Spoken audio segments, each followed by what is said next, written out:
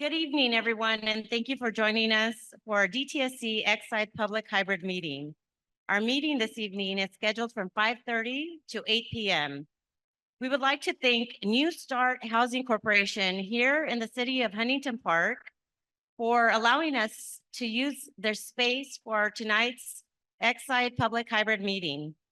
Please note that all of our meeting materials are available in English and Spanish and are accessible on our website at www.dtsc.ca.gov/Exide.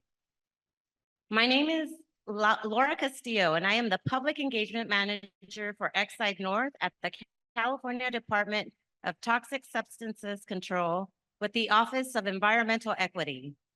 I would also like to introduce Freddie Avellaneda, Public Participation Specialist with DTSC at the Office of Environmental Equity on the Exide project, as we will be your co-facilitators this evening.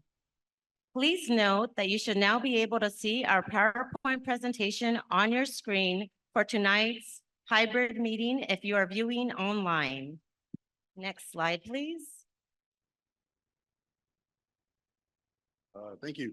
Now, I'd like to go over our meeting guidelines with you. We want you to be aware that by participating in this meeting, you understand that this meeting is being recorded. You may be muted for background noise if you're participating online. The chat feature will be used for DTSC informational purposes. Please pay close attention to the chat to receive important DTSC information, contact information, and updates. We will allow for additional time after the public meeting to obtain information posted on the chat. We ask that you limit your comments to allow everyone the opportunity to participate in person and online during this meeting. This Exide Public Hybrid Meeting will focus on sharing updates and foster a discussion with members of the Exide project community. We will invite feedback and answer questions on the residential cleanup, the Exide facility, and other activities. For questions not related to tonight's presentation, contact us with Exide questions by calling our hotline number at 844-225-3887. Next slide, please. For those participating virtually or by phone, to support language and captions this evening, simultaneous Spanish audio interpretation is available for this meeting. Click the globe interpretation icon at the bottom of your screen and select the language. It is important for everyone in this meeting to select the language, either English or Spanish. For Spanish-only audio by phone, please call 877-920-8432 and enter code 741502#. Presentation slides are available in Spanish at our website, dtsc.ca.gov/Exide. Automated closed captions have been turned on for this meeting. You can turn them off by clicking the CC icon at the bottom of your screen or moving the captions box. Please note that these captions are provided for convenience only and are not the official transcripts of this meeting. Next slide, please.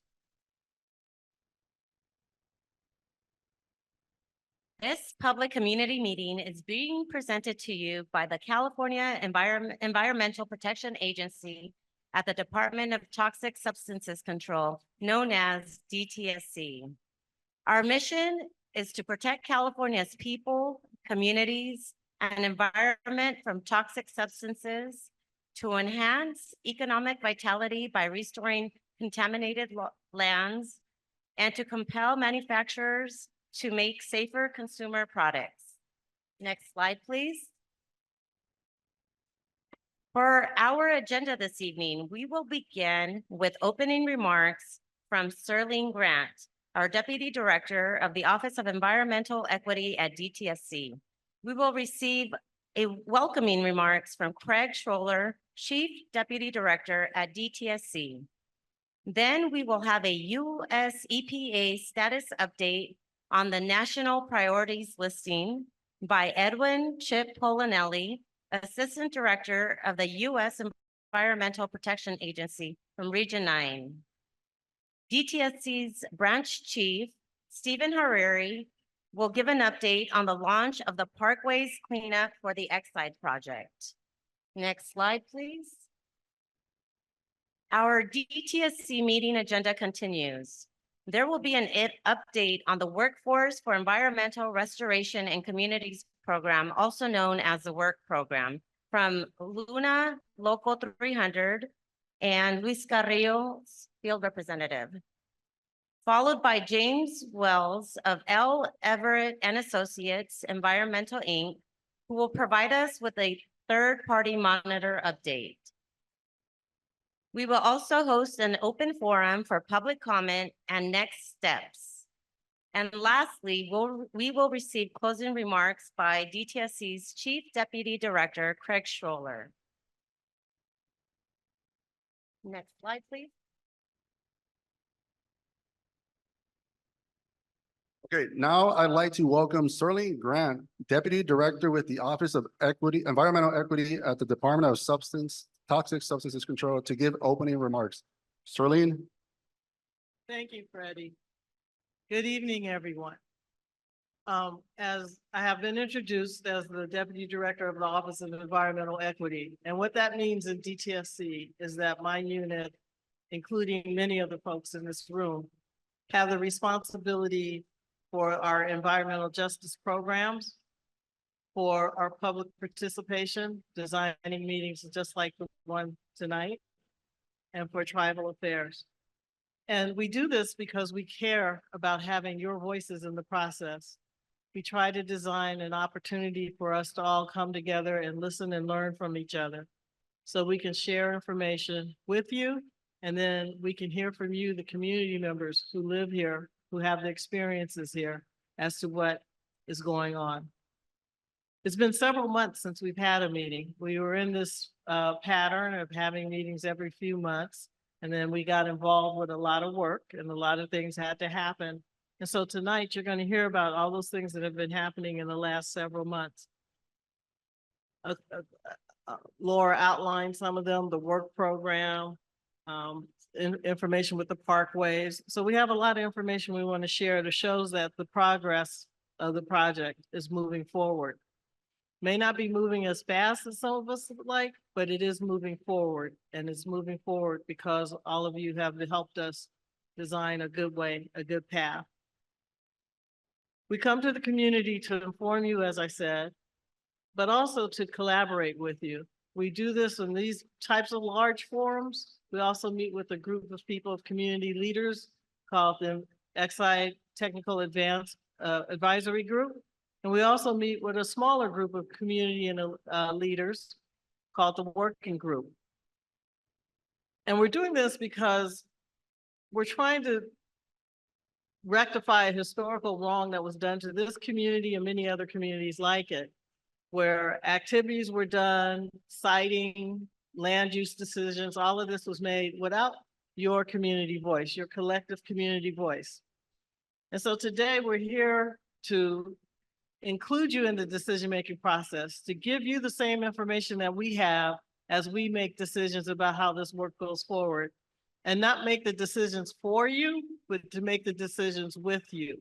And so as you hear information tonight, we'll have plenty of opportunity to hear public comment, to take your questions. And if somehow we run out of time, we'll make some more time at some other venue, some other day very soon. But we want to hear from you as we suggest these different things and inform you of different ways to get the work done. And so with that, I will turn it back over to Freddie. Thank you, Ms. Grant. Now I would like to welcome Chief Deputy Director of DTSC, Craig Scholler, who will provide opening remarks. Craig? Hi, everybody. Thanks for having us today, and thanks for joining us. My name is Craig Scholler. I'm the Chief Deputy Director at DTSC, here representing our executive team and Director Williams, who wasn't able to be here in person. I'm a new face for many of you. I'm relatively new to the department, so started in January. I know a lot of you have spent a lot of time coming to meetings like this on behalf of your community. So thank you for joining us tonight. Recently, I just wanted to mention, I was able to join a small group and see some of the residential cleanup that we've been working on, that we've been receiving a lot of input from groups like this and smaller groups. And it was really encouraging to see the work that's being done and the work and the input that we've gotten from the community actually be put to work and see it on work sites in the community, and the care that these crews are taking for the residents and the neighbors. So that was, just want to share how encouraging that was and how important it was to get the community feedback for us to get to that place. And so thank you all for that. And one thing that was new for that tour was our third-party monitor has been in action, and they've been out on site. And so that was also something that came, it was a suggestion from the community that we were able to see in action. And we'll hear more about that tonight. So again, I'm going to keep my comments brief because I know how important everybody's time is.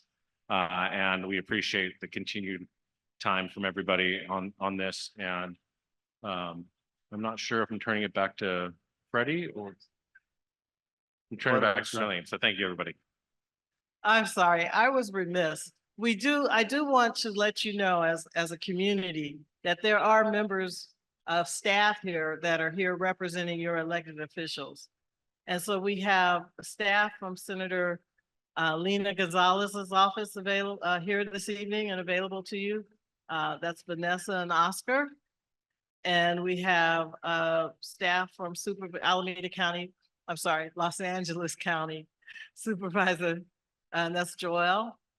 And we have LA County Supervisor Solis, and that's Annette. So thank you all for coming, and they are here.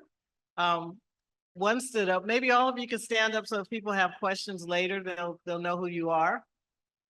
So there's two there and one over here. Thank you. Thank you, Craig, and thank you, Sterling, for your opening and welcome remarks. Now we would like to welcome and introduce Mr. Edwin Chip Polinelli, Assistant Director for US EPA Region 9 at the US EPA Southern California Field Office. Chip? Hi, good evening. Excuse me. I'm Chip Polinelli. I am the Assistant Director of Superfund for Southern California. And I'm here today to give you an update on EPA's evaluation of the Exide site for being added to the NPL list. So, next slide. Next slide. Go ahead, Nick.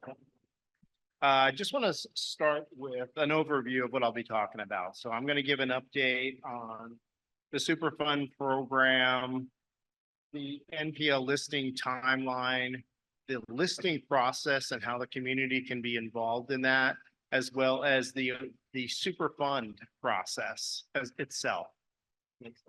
Next slide.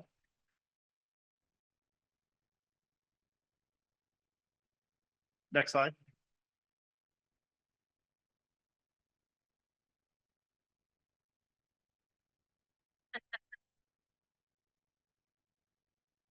I can see the slides. So the Superfund was established in 1980. It was designed to identify and, if necessary, remediate or clean up the most worst hazardous waste sites in the country. What the goals of Superfund are one, most important is protect human health and the environment. Involve, and really important, involve the communities in providing input on how that's done, where it needs to be done. Make responsible parties pay. You know, our philosophy is the polluter pays. And return these Superfund sites to productive reuse. Next slide.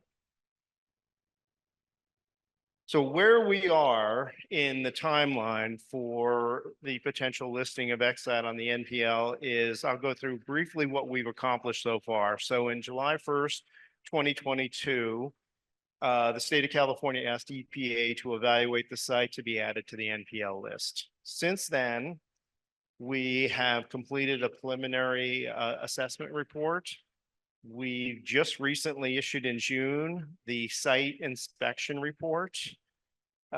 We have received concurrence from the state of California for listing. And I'm happy to announce that the site does qualify to be added to the NPL list. We intend to propose it, and that's not actually adding it to the NPL list, but it's actually proposing it to the NPL list. That will come out in the fall. I don't have an exact date. That's driven by a headquarters process, which will be announced in the Federal Register. After it is announced, the proposed listing, it will open up a 60-day public comment period. And I'm joined today virtually by our community coordinator, who will give you an overview of what you can expect over the next couple of months from community involvement. Next slide. So what you see here is the NPL listing process, and I have shaded in yellow what we've already completed. So where we're at now is knowing that the site does meet the qualifications to be proposed on the NPL list. That's where we're at. And so we intend to propose it on the NPL list, open up a 60-day public comment period. We will evaluate all the comments that are presented to us. And then if it continues to qualify, once that, it will then be final noticed, and that will be the official listing of the site. Which it's very hard to see, and if we go to the next slide, is the actual Superfund process. And where we're at is the assessment and the proposed listing. What you can expect next is after the site does list on the NPL list, or if it does list on the NPL list, is extensive investigation of the site, looking at the contamination of the site, looking at the boundaries of contamination, evaluating how far the contamination spread. What are the contaminants of concern? You know, is it lead? Is it VOCs? We'll have to establish a list of chemicals that were released by the former facilities operation. Once that's determined, we have an extent. We'll determine what a cleanup level is, what are potential remedial options. And once we have a list of remedial options, that will go out to public comment, and EPA will select a remedy for the cleanup.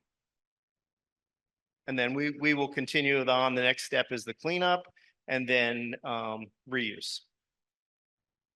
Next slide. So I would like to introduce Stephanie Steinbrecher. She is our community involvement coordinator, and she will provide a lot more information on community outreach, what public meetings we'll be having, how you can provide comments to our proposed listing. Stephanie, can you take it on?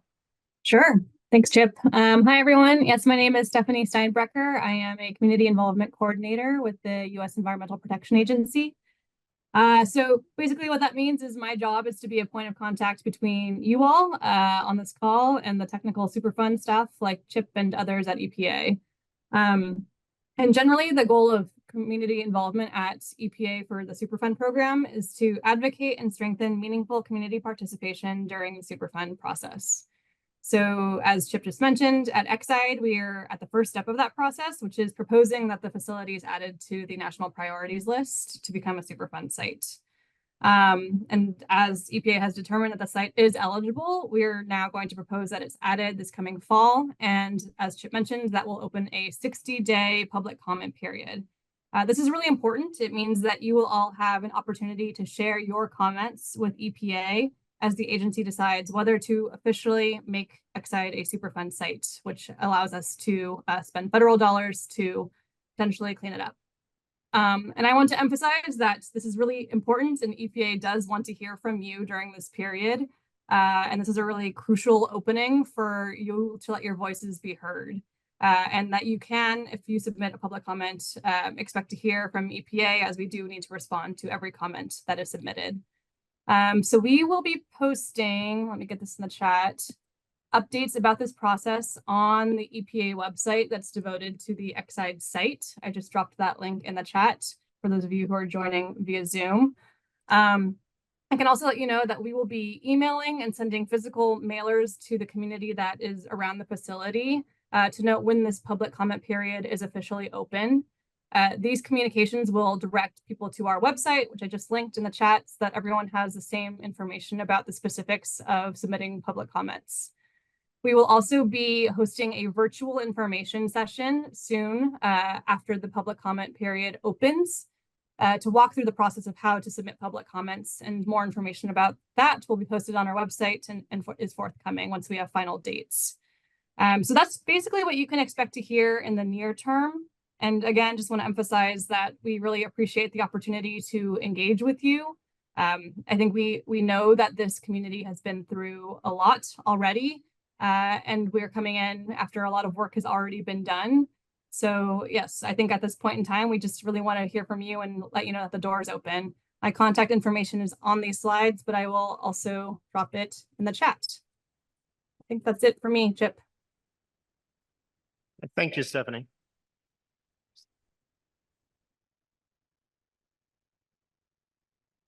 Thank you, Stephanie and Chip, for your USEPA presentations. We now move on to our clarifying questions and public comments for Chip and Stephanie's presentation. To allow everyone to speak, each person will be given 2 minutes. Please state your full name, your affiliation, and the location that your location. You can raise your hand more than once. There are various ways that you can make a comment or ask a question this evening. In person, by raising your hand, and when prompted, one of our staff members will bring the microphone to you. If you completed a comment card and submitted it to one of our staff members, we will read it out loud.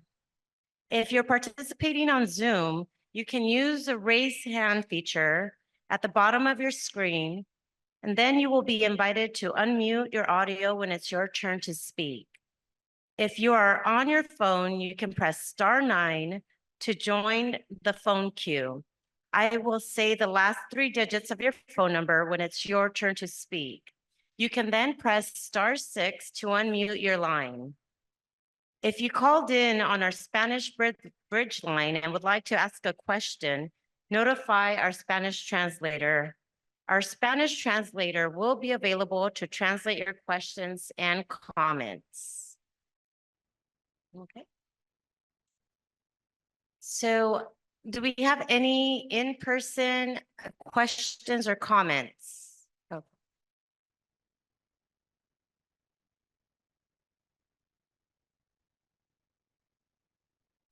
Okay, we'll take the first one from Jordan.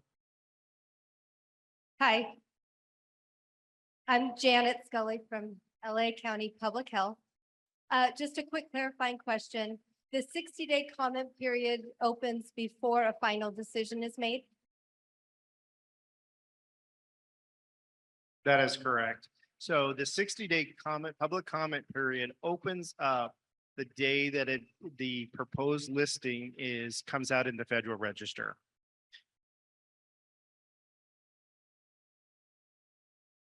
Next question.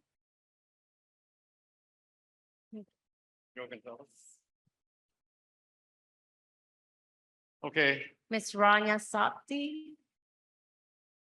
it's kind of difficult putting 6 months worth of Oh, investigating and Rania. gathering. Sorry. Go ahead. It's kind of difficult to put 6 months gathering into 2 minutes. It's impossible. I want to ask the same question I asked the last time, and because what I want to do is I want to expose you guys to the fact that you don't have a plan as to what you're doing. What is your plan for long-term exposure at lower levels? We know that is one of the most deadly. Can you lift the mic a little louder? We can't hear the audio. Kenneth can hold it for you. Okay, yeah. We know that long-term exposure at lower levels is one of the biggest causes of death and cancer in our people here. But yet the department has no plan for that at all. You plan to leave at least, 2,000 of the homes contaminated way above state levels of contamination. There's an 80% failure rate on the ones you have cleaned already. So I don't see a plan for long-term exposure. You're having people dying in perpetuity because you guys don't, I'd say it, but you don't know what you're doing. You don't know what you're doing. And we need, and I want an answer to that one, first of all. I also want to know what is the percentage of the workers that are from the affected community? At first, we were supposed to have, I believe it was 75% of the workers from the community in there. And we're not doing that. We're not following protocol. I have taken the local newspaper out to 2 sites out there, and both times they went down only 3 inches. They did not go down 18 inches. One of the sites, they were watering the contaminated dirt off the sidewalk into the street, down into the gutters. The retesting, we need to retest. This is incredible. I just lost my 5th 5 dogs to cancer on my property. 5 dogs to cancer. I have cancer. My parents died of an exacerbation of infirmities related to the contamination, the carcinogens coming out of the plant that you guys have not cleaned yet. And I'm going to stop right there because I want to speak again later on, but I want to give other people a chance to speak as well. Okay, thank you. Thank you. Thank.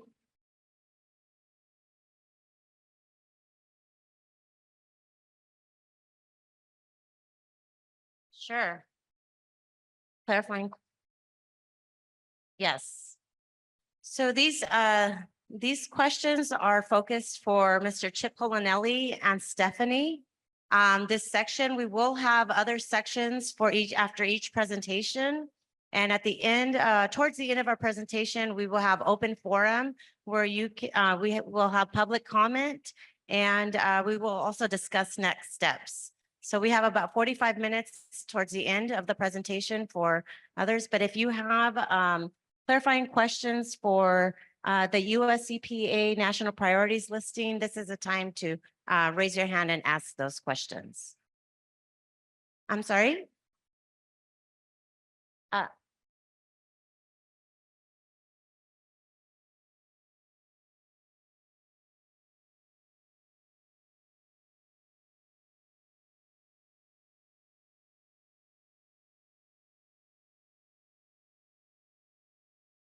Sir, with all due respect, you asked about 4 questions. Long-term exposure, about the workers, and 2 others I wrote down. We would like to have Chip from EPA be able to respond to questions while he's here about the proposal of the work for the NPL listing. And then we will come back to your questions. If you will allow that, then DTSC can answer your questions. Okay. Thank you. We will go to our Zoom to check in to see if we have any online questions. Any hands raised? Okay, thank you. We will check in with our translator, Madeline, to see if we have any questions on the Spanish Bridge line for the NPL listing from the US EPA presentation. No? Okay, great. Oh, Rania. Hi, Chip. Hi. Hi, Chip. It's good to meet you in person, and thank you for the presentation. So my question is a little bit more about process and what is going to get issued for the comment period. I think it would help everybody to know what would be the content of that document. Will it include any process? And so maybe I'll let you answer that, and I have a follow-up question. Yeah, and if I don't answer your question, just ask me again. So the proposed listing would be announced through comment cards that will be mailed out. It will be public noticed in the Federal Register. We will also be holding a virtual public meeting that will describe the process, how to submit the comments, how those comments will be evaluated. So that public meeting will be announced once the proposed listing comes out. Did that answer your question? Yeah, but I think more about content of what will be published, which meaning what opportunities, about what content will the community have and all of us supporters be able to comment about? The comment period, and it could be anything you want to comment. You could comment on the site inspection report, which contains all the data that went into the evaluation. You could comment in support of the proposed listing. You could comment in, I want you to consider this. So we will accept all comments, so it can be technical comments. It could be, again, anything, any part that we have evaluated in the site inspection report is welcome. Can I, a follow-up question? A third one. By the way, I'm on the ETAG, on the advisory board, have been on it since 2016. Yes. Does all the work that we've been, created through the ETAG and the community efforts for, it's been very intensive work that we've been part of for getting the third-party inspector, the third-party monitor, in place, the occupational safety and health plan in place. Will all these be taken away, or will you be including those efforts in what might be going forward once it will be funded, placed on the Superfund NPL list? I think the answer is some of them and some of them not. So if the site is final listed, EPA would be doing a remedial investigation using data that has been collected by DTSC. We've been in collaboration and working with DTSC on data that has been collected at the facility, with the surrounding areas. But you referenced health and safety plans. Health and safety plans would be recreated by our contractors under our guidance and our requirements. Our contracting would be in compliance with the FAR, our contracting rules. So we would be moving forward.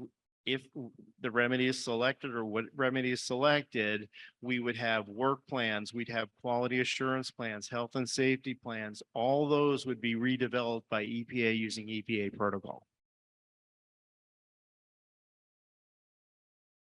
Thank you, Rania. Thank you, Chip, and thank you, Rania. We'll move it over to Kenneth. Hi. One, I think just a thank you to EPA for kind of updating the presentation in response to the meeting that we had last week. I think given what we see here compared to what we saw there, that already is like a sign of good faith. So I appreciate that.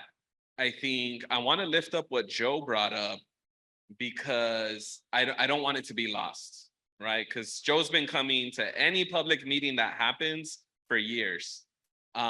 And poses really good questions. And I want to make sure that you all are coming into this process kind of brand new, right? The federal agency hasn't really been engaged very much since the initial investigation that got Exide shut down.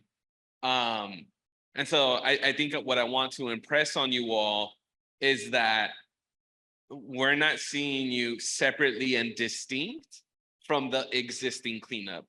We're seeing you as complementary and a component of the whole. So when Joe asks these questions, I want to ask that it not be like, well, that's not us, that's not our authority, there's a lot of y'all up there. And I understand this meeting isn't necessarily to answer questions, it's to gather questions, right? Yes. And so we want to see some of these things answered in y'all's response, and then of course in the work as it gets laid out, right? Yes. Because public health is the big priority why so many people have been engaged. And anytime some of that is dismissed, whether intentionally or not, it reminds us of when it was dismissed intentionally, right? And so I want to make sure that even if you don't have answers for that in what you all produce, the final report, that you acknowledge those questions, that you point to where those questions can be answered, who can they be answered by, or what it would take to be able to get those answers, because that shows you're listening to us. That shows that you're not just dismissing us. So I want to really encourage that.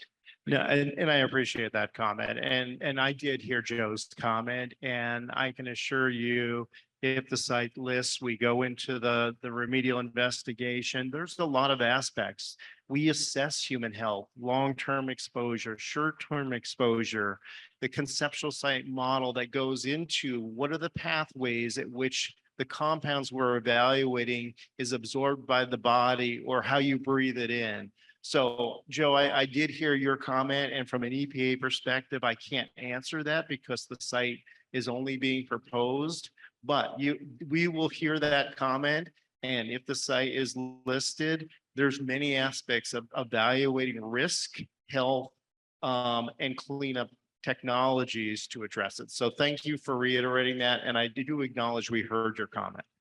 Yeah, and I guess just to cap it off, I think to lift up, it was there, right? But to lift it up more, that what you're all doing right now is initiating a process. It's not ending a process. And so there is opportunity to have more of our questions answered, to get more data, more information, and understand better the cleanup that needs to happen.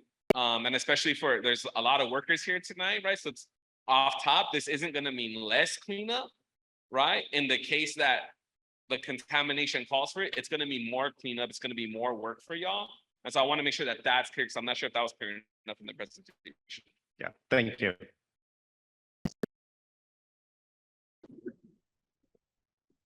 Thank you. Mark Lopez.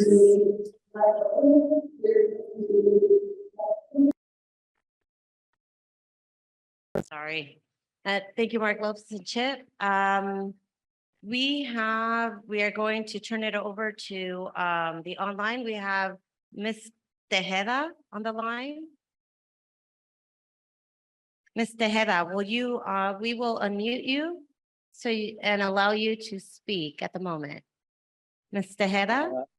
Mr. Tejeda, actually, I think my question was kind of already addressed. I was just curious. Sorry. If the site is listed, whether the remediation process is limited to cleaning up the land, or to what extent dealing with the health repercussions and actually addressing those sorts of human issues, to what extent that's a part of the remediation project in the history of other Superfund sites. I missed the last part of your question, but I'll try and answer it based, and if I didn't address it, let me know. So your question was, as a part of the process, are there limitations at which we would look at from an extent of contamination, the type of contamination, the health impacts from that contamination? And the answer is that is really, if the site does list and it goes into the remedial investigation, that is what we will be looking at. We will be looking at all compounds that we consider that have been released at the site. Lead, we know lead is a major player at the site. We also know there's VOCs, volatile organic compounds at the site, but we would establish a list of contamination, what that has on the body, how it's intake. We look at groundwater. We're going to look at soils. We're going to look at the extent of that contamination. We have to evaluate that. We don't set up a predetermined boundary. We'll start at the site and we'll follow the science. We'll follow the data, and that'll lead us to our next step in developing remedial alternatives. Again, which will be with the community will be involved. We'll hear your comments, but we will be keeping you updated if the site lists on the process, from remedial investigation to alternatives for cleanup to cleanup to reuse. Did that answer your question? Thank you, Mr. Tejeda and Chip, and Ms. Tejeda. We will go on to the next question from the Zoom. Yvonne Martinez. Yvonne Martinez, you will be allowed to speak. Can you hear me? Can you hear We me? can hear you. Okay. Yes. Hi, this is Yvonne Martinez Watson. I am the chair of both the Angeles chapter and the Sierra Club California's Environmental and Social Justice Committee. I'm here today just to tell you that I have been monitoring this situation for several years now on behalf of Sierra Club and reporting back to the Sierra Club on what's been happening here. I also lived in the city of Montebello until last year. So I believe that the location of where I live there is very likely was affected by the fallout from the due to prevailing winds from the Exide site. So I have been a part of this community for a long time, and the community knows me, and I'm just here to uplift their voices and to make sure that they are the ones being heard, because they have some very legitimate concerns.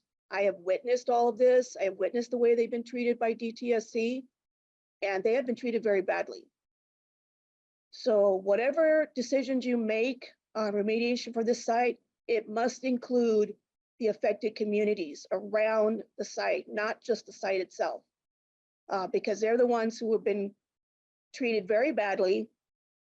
And that preliminary 1.7 miles is not enough. That contamination went much farther. So thank you very much. Thank you. Thank you, Ms. Martinez, and thank you, Chip. We will now continue with the rest of our program. We welcome our DTSC's branch chief, Stephen Hariri, who will give an update on the Exide project Parkway status. Steve? Thank you very much. Good evening. Is that good? Good evening, and thank you for being with us tonight. My name is Stephen Hariri, branch chief for the Exide Residential Project. I will present a quick recap of the status of the Parkways cleanup, milestones, and budget history. Next slide, please. This map presents the preliminary investigation area where our residential cleanup efforts are active. The preliminary investigation area includes the 7 jurisdictions outlined. The parkways within each jurisdiction are separated into 2 distinct areas. The northern parkways encompass the city of Commerce, city of Los Angeles, and the unincorporated area in the county of Los Angeles. The southern parkways encompasses the cities of Maywood, Huntington Park, and Bell. Next slide, please. This slide follows up on the previous public meetings and presents some of the milestones achieved to date. We have completed the investigation report and risk assessment, the responsiveness summary for the investigation and risk assessment, the explanation of significant differences, or the ESD, the community update for the ESD, and finally, the California Environmental Quality Act amendment document for the cleanup. Next slide, please. Parkways are the area outside of the street facing yard of a residential property, typically between the sidewalk and the street. They average approximately 5 feet wide and 40 feet long, but vary by many other features such as trees, power poles, street lights, traffic signs, and utilities. Ground cover in parkway areas varies from grass or other landscaping to bare dirt, brick, stone, or pavement. The responsibility for the maintenance for the parkways lies with the respective jurisdiction and the property owner. Based upon the 8,124 locations available to be sampled, 6,425 locations had concentrations of lead above the residential screening level of 80 parts per million, including levels that exceeded for arsenic, antimony, cadmium, copper, and zinc.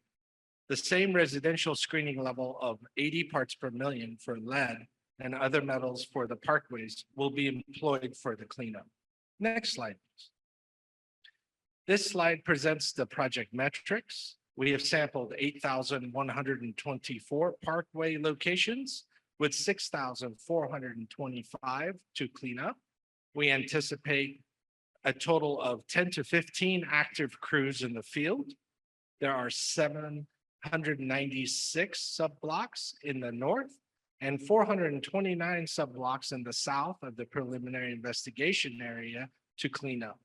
An explanation for the definition of a sub-block will be provided in the upcoming slide. Next slide, please. Each sub-block is typically bounded on all sides by public roads. The area between the property and the roads are designated as sub-blocks. Each sub-block has been given a unique block identification. The cleanup will address all the parkways contained within a sub-block on one side of the road for an entire block. The cleanup will proceed on a block by block or street by street manner as appropriate. Next slide, please. This slide depicts the block nomenclature scheme used for sub-blocks. Each block has a unique block identification comprised of the jurisdiction name, such as M24, designated Block 24 in the city of Maywood. It also presents the cleanup sequence proposed for the city of Maywood. Thank you very much. Next slide, please. The cleanup of the parkways is on a sub-block basis with crews carpooling to work destinations to alleviate impacts to parking. DTSC will provide a minimum of 72 hours prior notice to affected residents for work on the parkways in coordination with the jurisdictions. Next slide, please. In July 2023, DTSC secured $67.3 million in funds from the lead acid battery recycling facility investigation and cleanup program to finalize documents through the public process and start the cleanup of the parkways. We have encumbered or expended $51.3 million in contracts with a remaining $16 million in balance. Next slide, please. After funding for the parkways was made available to DTSC regional architectural engineering contractors, Parsons and GSI were selected to conduct the work. DTSC executed the contract for the parkways with Parsons in the south of the preliminary investigation area in April, and in the north of the preliminary investigation area with GSI in July. Lastly, the contracts for the parkways include the same language developed for the residential cleanup contract, reporting requirements, and uses the same project labor agreement target hiring goals from 2023. Field work in the southern part of the preliminary investigation area is anticipated to start in early September 2024. Work in the north preliminary investigation area is anticipated in fall 2024. We're working on streamlining permits and coordinating with the jurisdictions regarding parking, maintenance work, and schedules by leveraging street sweeping and trash pickup days. The jurisdictions and DTSC are developing schedules for resident to be posted online.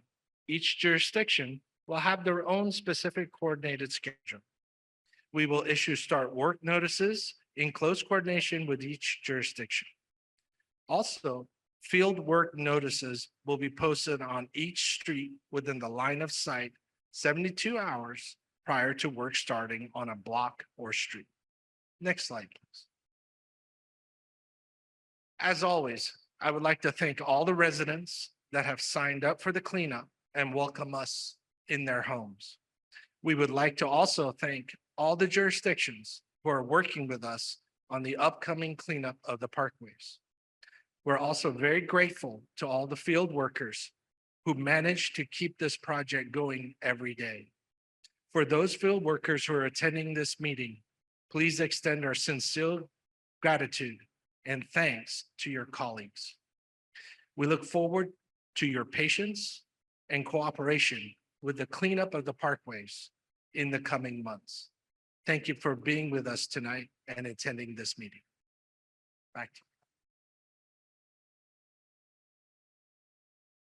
Thank you, Stephen, for the Parkways update. We would now like to welcome and introduce Luis Carrillo of LiUNA Local 300 for an update of the Exide Workforce and Environmental Restoration in Communities Program known as the WERC Program. Mr. Carrillo.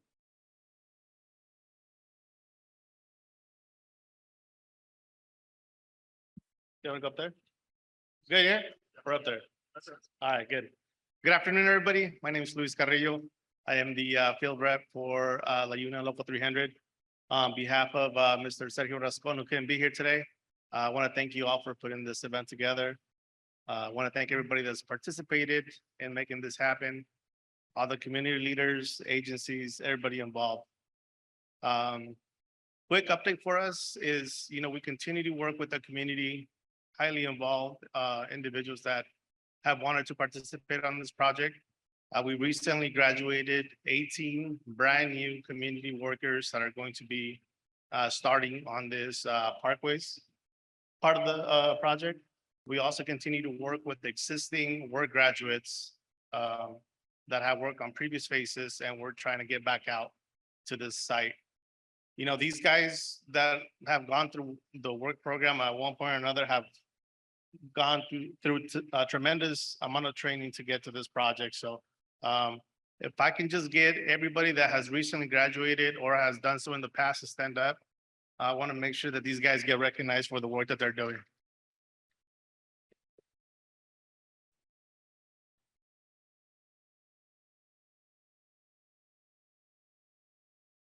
Thank you, guys.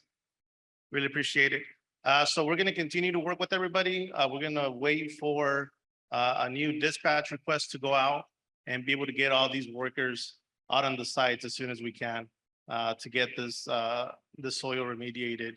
And believe me when I tell you, these guys are doing a great job. Some of these guys are already working on other environmental projects. They're pretty close to getting vested for benefits.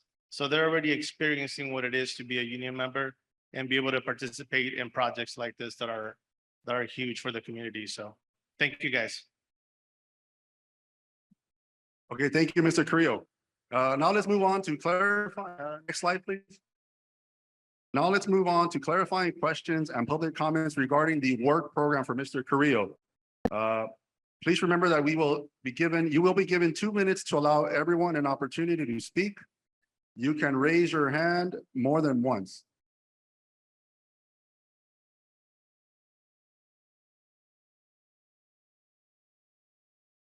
There are various ways that you can make a comment or ask a question this evening: in person by raising your hand, and when prompted, one of our staff members will bring the microphone to you. If you're participating on Zoom, you can use the raise hand feature at the bottom of your screen.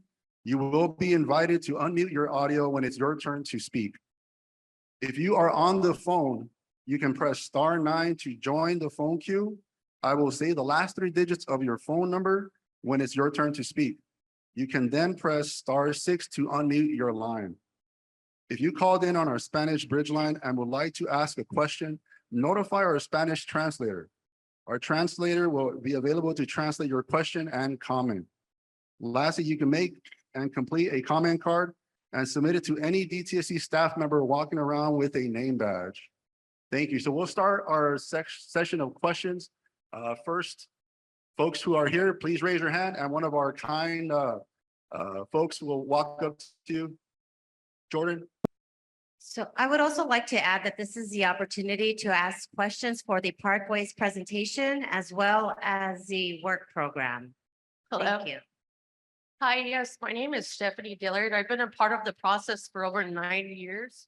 I did everything from laboring to sampling to canvassing to practically air monitoring. And I just wanted to know, who do I speak to in my unjust termination?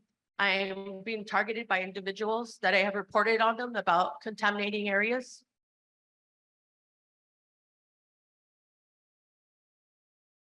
So your question was, who Who do I need to speak to in regards to a grievance or unjust termination?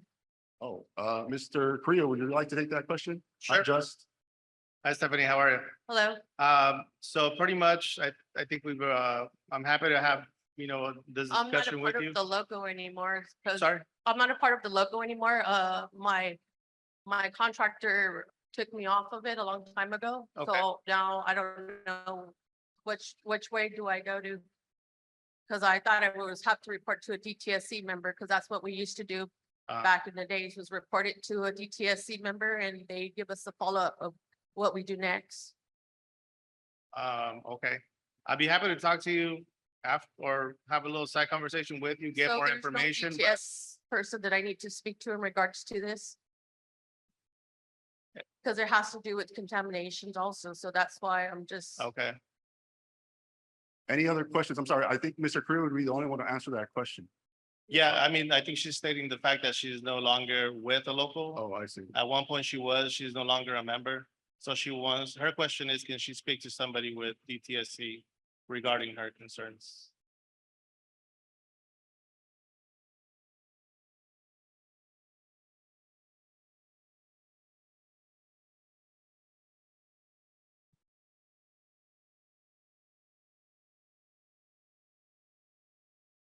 Good afternoon. You have many people here at DTSC you can talk to after this meeting if you want. Who would be the person like in regards to the heights, so I could get this process fast? Because the last time I did this a few years back, nothing got done.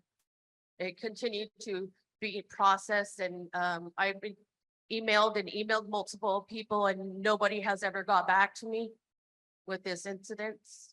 Yeah, there is, obviously in everything we do, there is a due diligence that we have to do, right? So that's why we need to talk to you first. We can meet after the meeting if that's okay. Okay, that's fine. Thank you. We have a question with Kenneth. Go ahead, Kenneth. Hi, my name is Fernando Cabrera. I'm with the local 300 and we've been talking with Luis several times.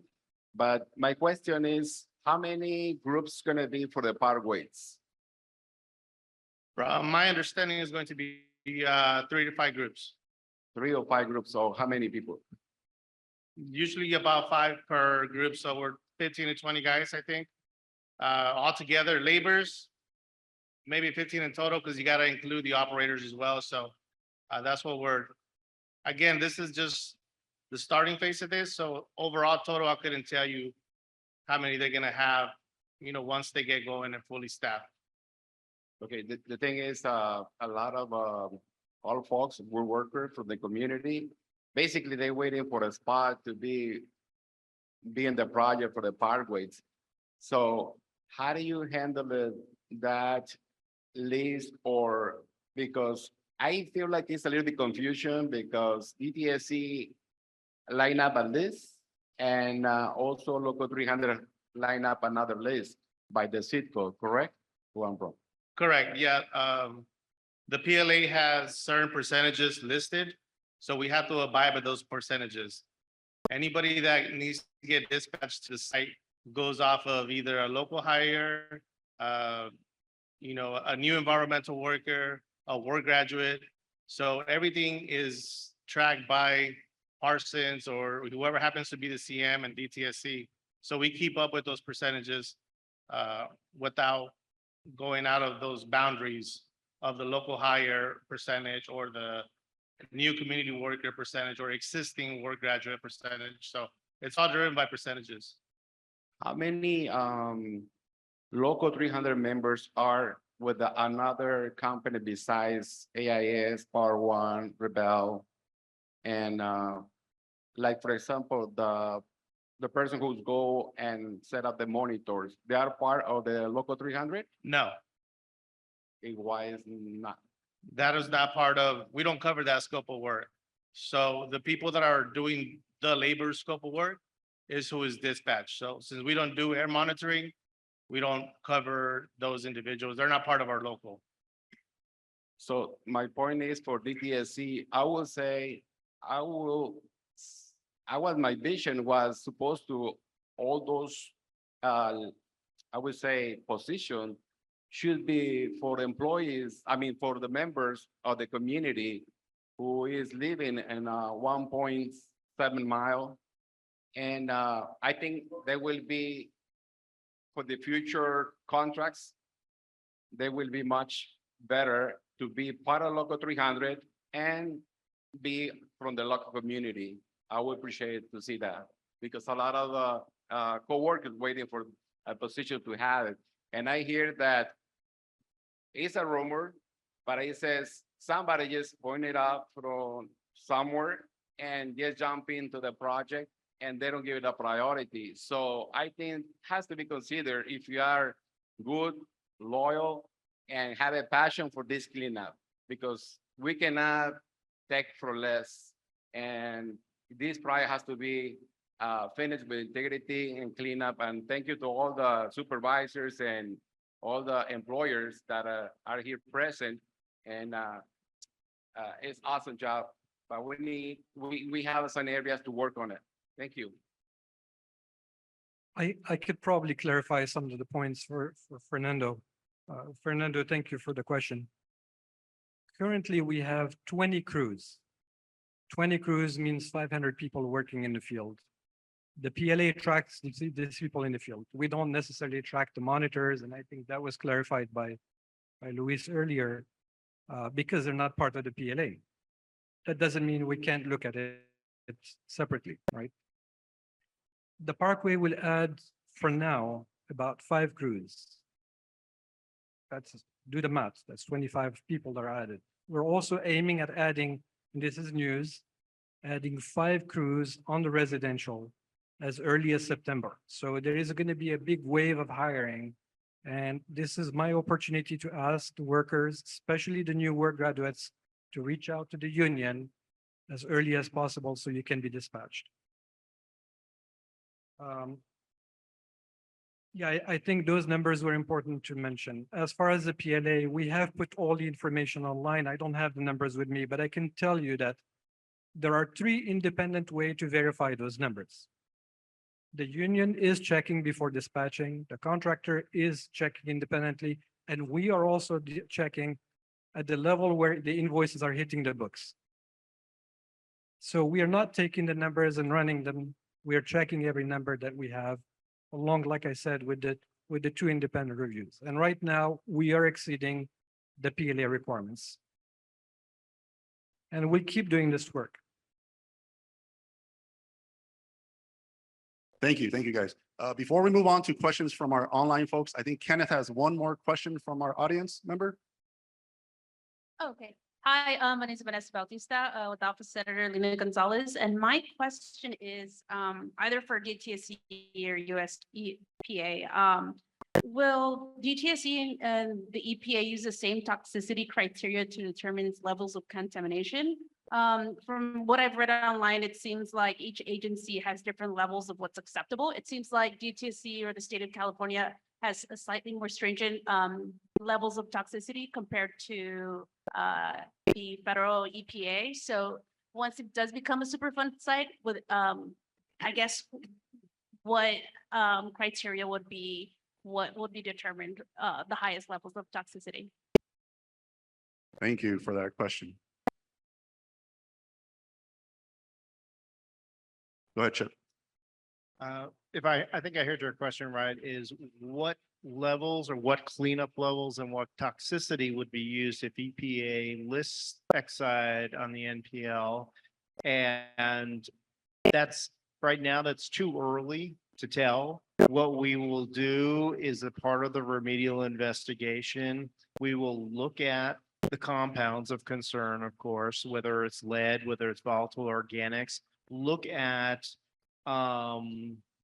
and establish site-specific cleanup goals based on risk, and that would be how we would determine it. So I don't have what exact, we have to come up with a list of compounds that we would be looking at what the risk is, what the toxicity of those compounds are, and establish a cleanup level. Thank you, Chip. Now we have 2 more questions before we move on to our folks online. Go ahead, Kenneth, one more. Okay, I have just three real quick relevant questions to what we're talking about. I want to know what the percentage of the workers are in the impacted zone. Originally, when we started this, I don't remember if it was Daphne or Barbara. We had agreed it was going to be 75% of the people who lived in the impacted zone. So I'm sure, Mr. Carrillo, by the applications for the union, you can give me some sort of an idea as to what that is. Also, we wanted that big number so that we wouldn't need so much oversight. What's going on is, you know, we're hiring people from way out of the community, and we've dealt with all the racism and all the stupid comments about they're not affected by lead, they're just crack babies. Or they're, you know, we don't have to do it. I mean, they have so many cemeteries here because they just kill each other. We've dealt with all that kind of crap, and we're tired of it. We need the people from our community to represent us. We need stakeholders on the oversight committees. That's the only way we're going to have transparency, and we can actually get something done if we hear from the stakeholders, those of us whose lives are in danger. Thank you very much. Thank you, sir.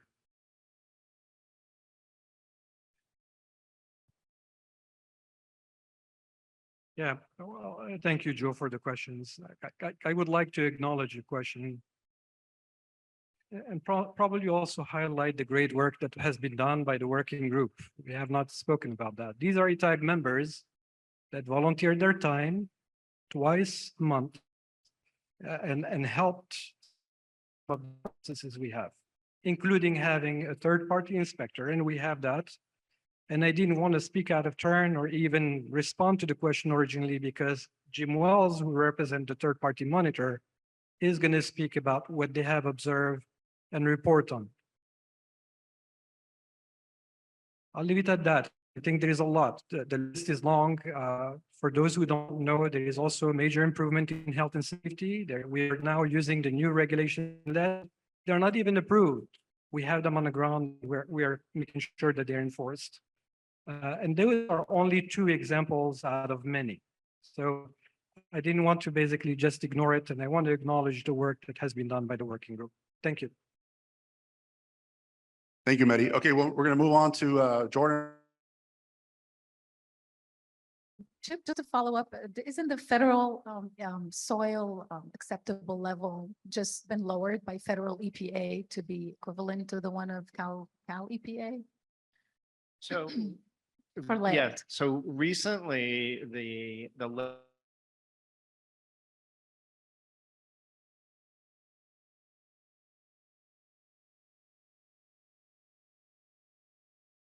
it's called a residential screening level, or RSL, has been reduced from 400 to 200. And in cases where there's multiple sources of lead, we can look at 100 ppm versus 200 ppm. So you're correct, but I don't want to confuse that's not a cleanup level, that's a screening level, and the cleanup level will actually be evaluated. And that LiUNA continues to be involved.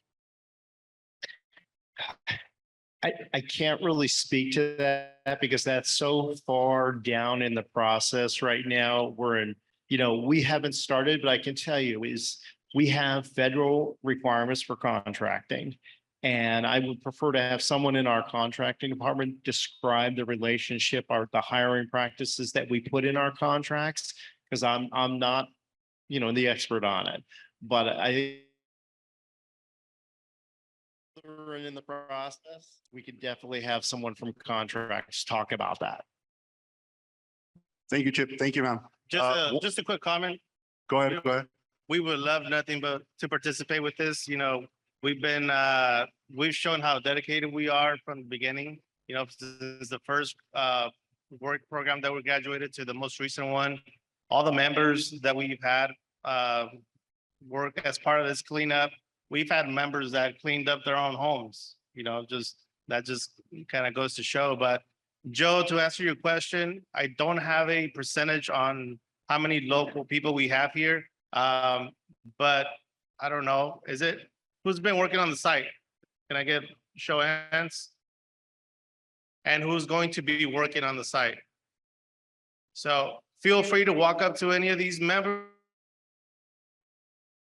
The other side of the rock, or the street, you know, say this side has been cleaned and now you're cleaning the opposite side and it's gonna be contaminated again with the dirt that's being cleaned up from the opposite side. And also, what is the material going to be used? Is it going to be the same crappy material that was used on my lawn?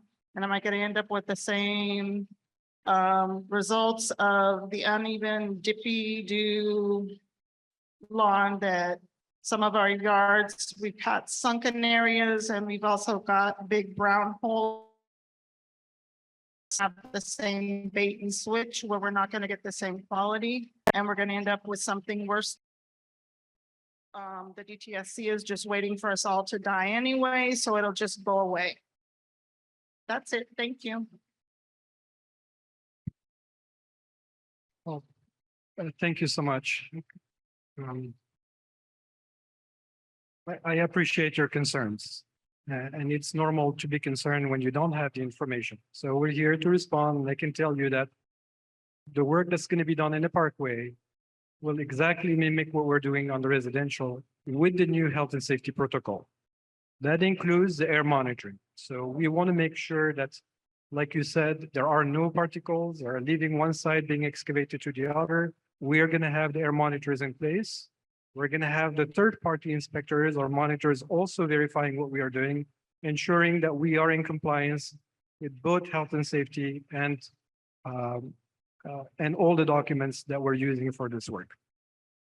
So you have certain things that were added recently that should give you that level of comfort that we want to make sure that there is no aerial transport or any other mean of transport from one area being excavated to another. And you're going to see that this is why we want to start it as early as possible, make sure that we have full control on the area we start, and then upscale the operations. Here we have spoken mostly about the south. When you saw the presentation that Stephen has made earlier, the south is going to be starting first. The north, where you are, is likely in fall of 2024, and we are working with the different cities. And it definitely includes a lot of detail. Thank you for mentioning that. We're looking into parking. We're looking into a lot of logistics that we don't necessarily have until we speak to the different jurisdictions. So, and all that information is going to be available online in both on our websites and your website or the county website. We want to make that information available to you live. Thank you. And by the way, something that's important as a new changes that we have. So you're welcome to reach out to us on this Exide feedback management system. Thank you, Mehdi. Now we're going to move on to, we have a couple questions online, folks. So we're going to jump on to our questions from online. Georgette, can you please unmute yourself and ask your question? Georgette. Hello, can you hear me? Yes, ma'am. Go ahead. Okay, hi, Georgia Gomez, and I'm a board member to the Environmental Safety, and I've been a liaison in the working group. Just had a question. I know it was asked, but I think it's my understanding that the numbers are not available, and that's too bad because I think folks want to know exactly what the breakdown of the workers, what that looks like. So it would be great if that can be shared minimally with the working group in our next meeting, just so there is an understanding of what that looks like in relation to the project labor agreement. Thank you. Thank you so much for that question. Would anybody like to take a jab at this?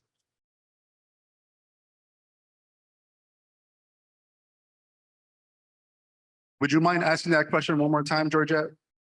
Please. Can you hear me? Yes, go ahead.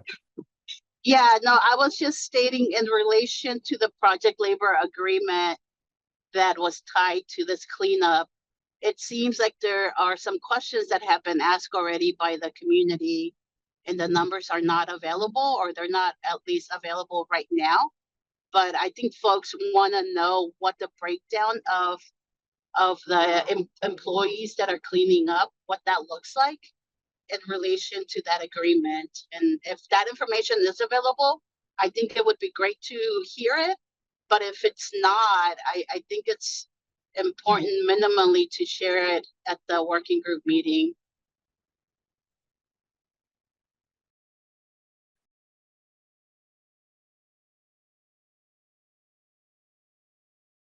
Hello? You see us looking at each other perplexed sometimes because it's really hard to hear. I just thought you all should know this. The sound is projected that way, so we're not hearing. Yeah, Georgette, I heard you. We'll work with the team and maybe follow up with you to make sure we're getting at your question and then can follow up with the working group as you requested. Thank you. Thank you, guys. Okay, so we're gonna move forward. Sorry about that, Ms. Georgette. Okay, moving forward, we have one more question from KC online, you guys. KC, Yvonne, I'm sorry, Yvonne, please unmute yourself, Yvonne, and ask your question. Yes, I actually have more of a statement. I'm gonna ask the people who are either in the regulatory bodies that are here tonight to please show some sensitivity towards the community. Earlier, there was a comment made about how many hours are being spent per week or per month. And I just want to remind you, the community members who are here, they live with this 24 hours a day. This is where they work, go to church, go to school, go do shopping, all the normal things of daily life, and they live with this 24 hours a day. And that is not the same as however many hours people might spend who don't live in this community. So please show some sensitivity towards them. They have every right to be upset. Their health is the one that's being affected. Their children's health is being affected. And we're talking about serious health effects. So please don't try to compare the work that you might be doing in the community or on behalf of the community to the kind of suffering that they're going through right now. I've worked with these people. There's a lot of fear, a lot of uncertainty, and it's genuine. So please, I'm just asking you, be sensitive. These people have been through a lot, and they've been going through this for more than 30 years. So please acknowledge that. Thank you. Thank you, ma'am. Thank you for your question. Your concern has been noted. I guess we'll be moving forward now on to our next presenter. Next slide, please. Okay, now I would like to welcome and introduce Mr. James Wells, Contract Manager of the LEA Environmental Inc. to provide a status report on the third-party monitor. Mr. Wells. Thank you very much and good evening, everybody. Also wanted to give a shout out to folks who are joining online. My name is James Wells. I'm an environmental geologist with LEA Environmental. I see a lot of familiar faces out here in the audience. I've served as the technical advisor to the ETAG group for many years and closer. Okay. I served as the technical advisor to the ETAG group for 7 or 8 years now, and now I am serving along with a team of scientists and engineers as the Exide residential cleanup third-party monitor. You know, Luis and Stephen already said this, but I just noted that there are a lot of workers here with us tonight, and just wanted to express my gratitude to the workers. You know, these are the folks that are getting it done. These are the people that are out there every day getting this work done and doing so much to improve and protect the community. So I know we've already had a round of applause once, but I think we should do it again.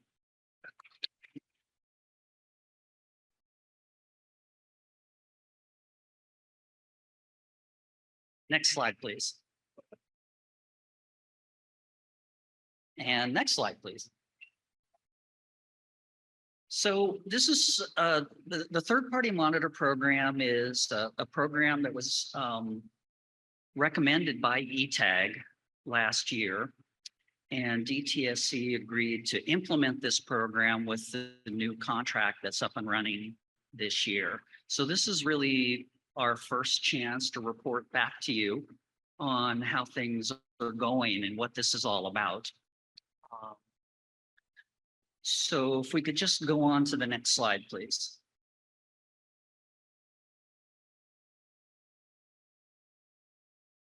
The third-party monitor program is funded by DTSC, but the third-party monitor program is not directed by DTSC. We conduct independent, unannounced inspections of the residential cleanups. And our obligation is to make observations. As I said, our field inspectors are scientists and engineers. Our obligation is to tell the truth about what we see out in the field, the good and the bad. And I think Stephen and Mehdi and Craig can attest to the fact that if we see things that aren't going quite right, they hear from us about this. Next slide, please. One way to think about a third-party monitor program is it's really a quality control activity. Our goal is really probably the same goal as everybody here in this room tonight, which is to encourage thorough and safe cleanup. Our goal is that when the project is done, homes that have been cleaned up are safe from elevated lead in the soil. So specifically what we do is we look for compliance with two technical documents. There's an operations plan for this project. That's a pretty wonky document that spells out all the nuts and bolts for how the cleanup is really supposed to be carried out in the field. And then we also look for compliance with the health and safety plan. Health and safety plan, just as it sounds, provides guidance on how this work should be done in a manner that protects the workers, protects tenants, protects neighbors. Next slide, please. So how do we actually do this? We have field inspectors out on the site every day, and we use electronic checklists for consistency and completeness. We report our findings every week to DTSC. We report to the ETAG working group on bi-weekly meetings. We also collect and record concerns or grievances from residents, neighbors, anybody that wants to come up and talk with us out in the field, which are then passed on to DTSC through their feedback system that Mehdi mentioned a few minutes ago. Next slide, please. That might be a little bit hard to read, but progress. We've been at this for a few months now, and our folks have conducted, I think by today, over 1,000 inspections. We typically inspect each site at least twice, sometimes more. We try to catch different phases of the project at each address. We try to catch excavation phase, we try to catch restoration phase. And as I said, we record our observations with photographs and a checklist and produce a written report for every inspection that we do.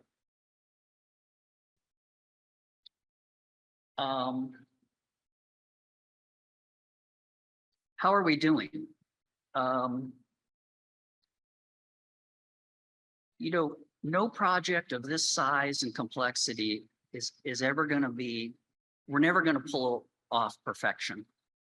However, I can report to you that after conducting, my team having conducted over 1,000 inspections, the vast majority of homes that have been cleaned up since this new project got going in February have been conducted safely and have been conducted according to plan.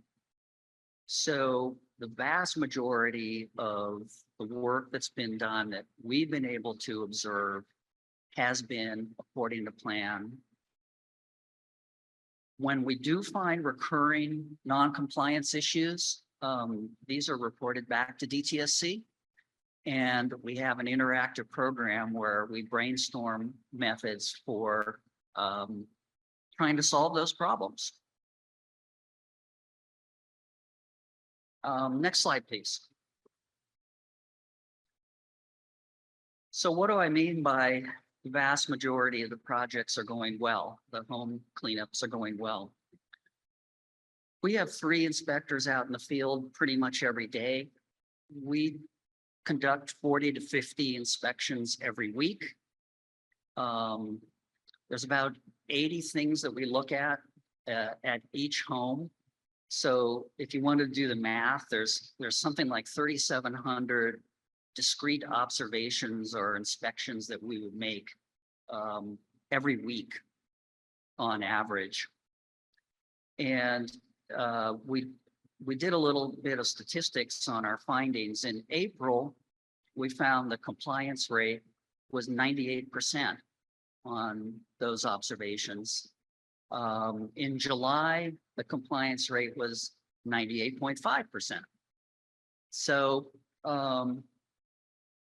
in addition to this improvement in the performance, well, first of all, it started out at a pretty high rate. What we're also managing to do in collaboration with DTSC and with Parsons and with AIS is more of these non-compliance issues that we turn up are being remedied right on the spot. So they're not things that persist over time. So not only is the compliance rate moving upward, but also the generally somewhat modest things that we're seeing that are a little bit off are getting fixed faster.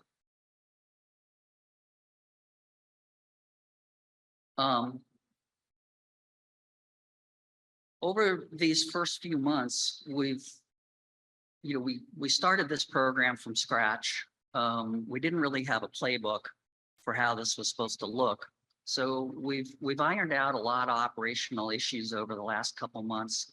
And if you were to ask me what's the biggest problem with the overall program, I guess I feel that we've collectively made really good progress getting this third-party monitor operation up and running. And I think the biggest perhaps self-criticism that I would present to you is we as a team, meaning my group and DTSC, haven't yet achieved the level of interaction and transparency that I think ETAG and the broader community want and deserve. For example, it's not so easy for ETAG members or community members to get a hold of these reports. And so I personally believe that this is the highest priority for further improvement on the third-party monitor program itself. And I can commit to you that I'm going to make that a high priority moving forward. Next slide, please.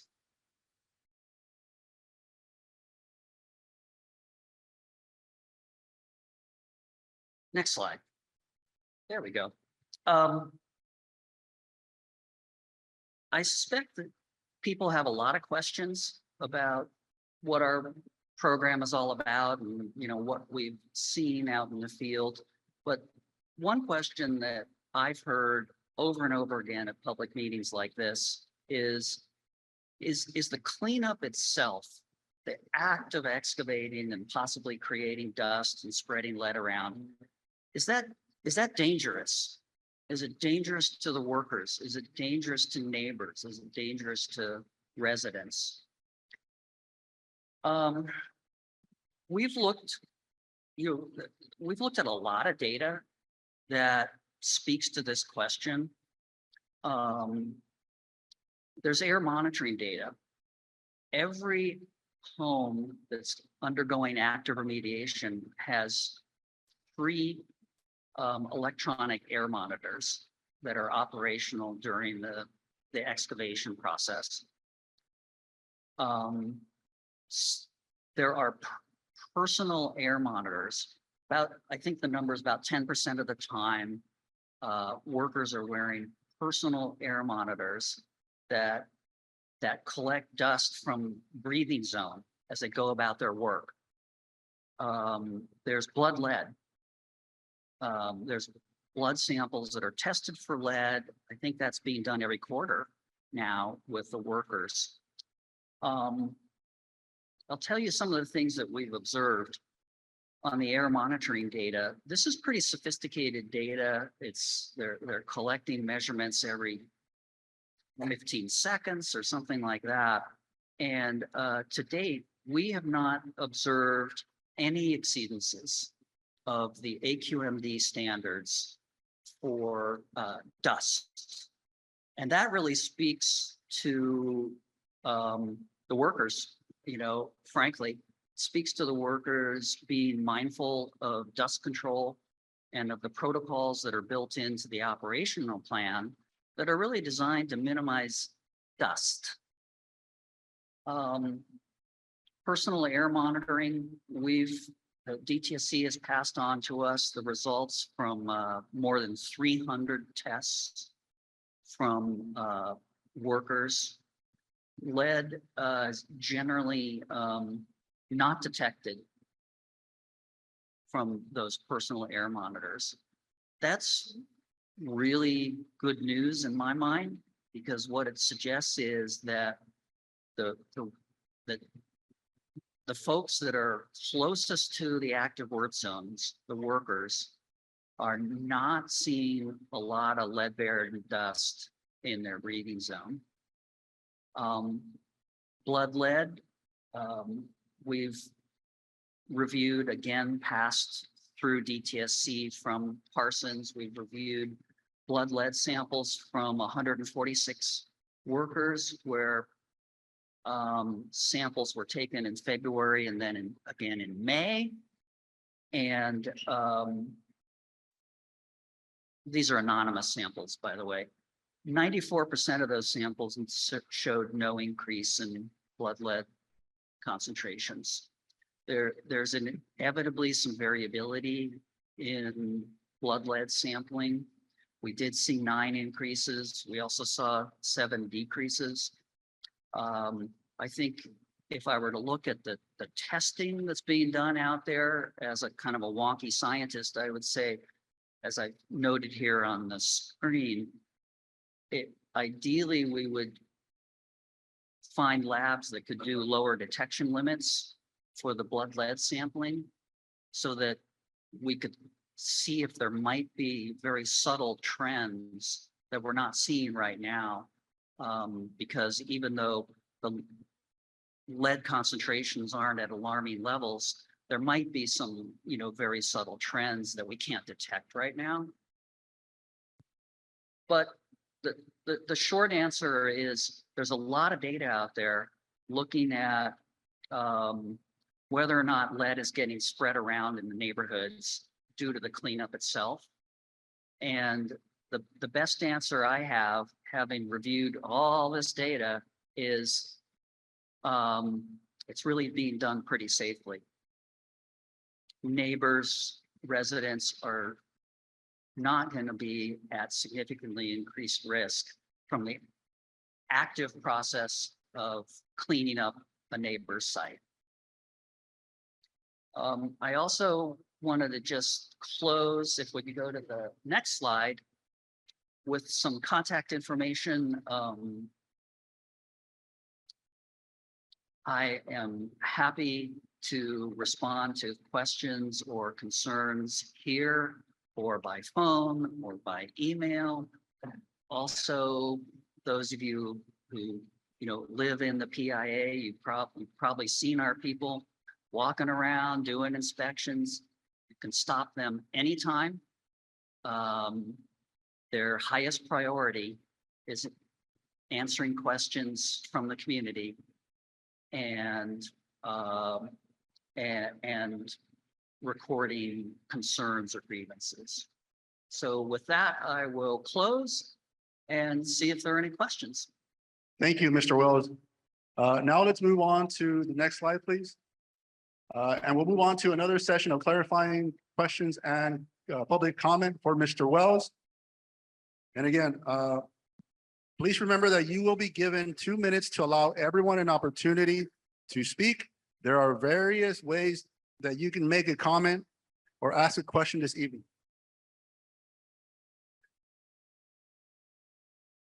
Yeah, my apologies. There was a request for clarification from a member of ETAG, and this is regarding the number of crews that are going to be hired, just to make sure that you got the number right and there is no confusion. Starting September, we will be adding 5 crews for the residential cleanup.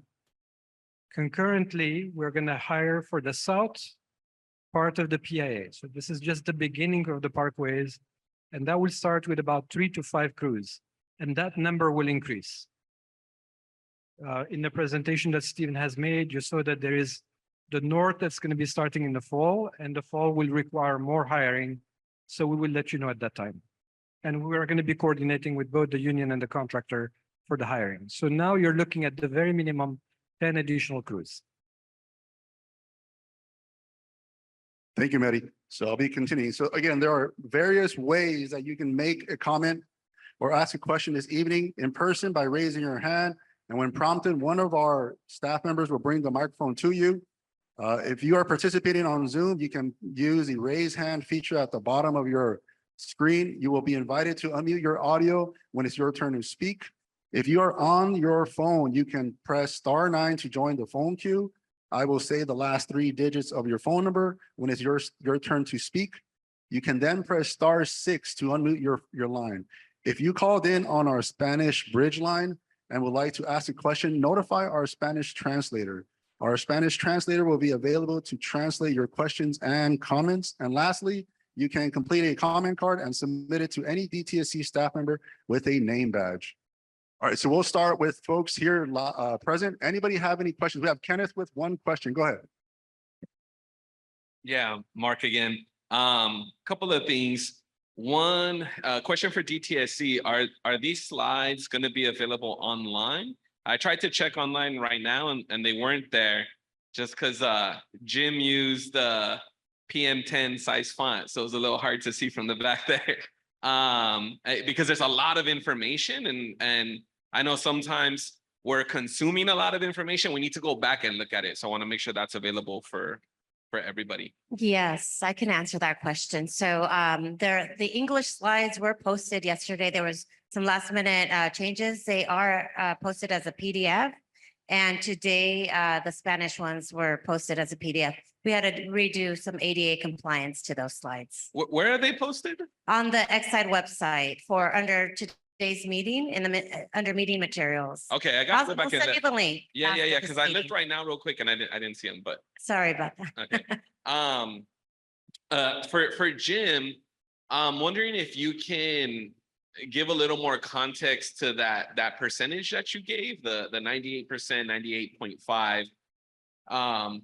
I know there's a lot that's not captured there. An ongoing conversation we've been having with DTSC is the protection of workers. A lot of workers don't want to speak out, don't want to share because they fear retribution.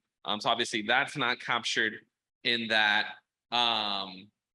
And then I know there's also some, what would you call it, like leeway that folks have in the field, because ideally, right, the third-party monitor and the workforce that's out there are developing really good relationships and communicating directly, addressing issues in the field, and those things don't necessarily have to be reflected in a worksheet. But when I see that stat, it was kind of shocking, right? When I heard it in the field when we did the site visits, it was kind of shocking. So I'm wondering if you could explain, does that mean that 100 sites get visited and only 2 there's some sort of issue? Does that mean there's 100 questions on the checklist and 2 of those 100 questions there's an issue? Just to be able to explain more, like, what does that 98% mean? Because it doesn't feel reflective of what we know is kind of happening out there. Yeah, it's more the latter, Mark. We have, if you look at our checklist, there are something like 80 points that we try to inspect at every home. So without judging that some of these inspection points might be more important than others, you know, like, for example, whether or not the sign is posted might not be as important as whether or not people are wearing safety glasses.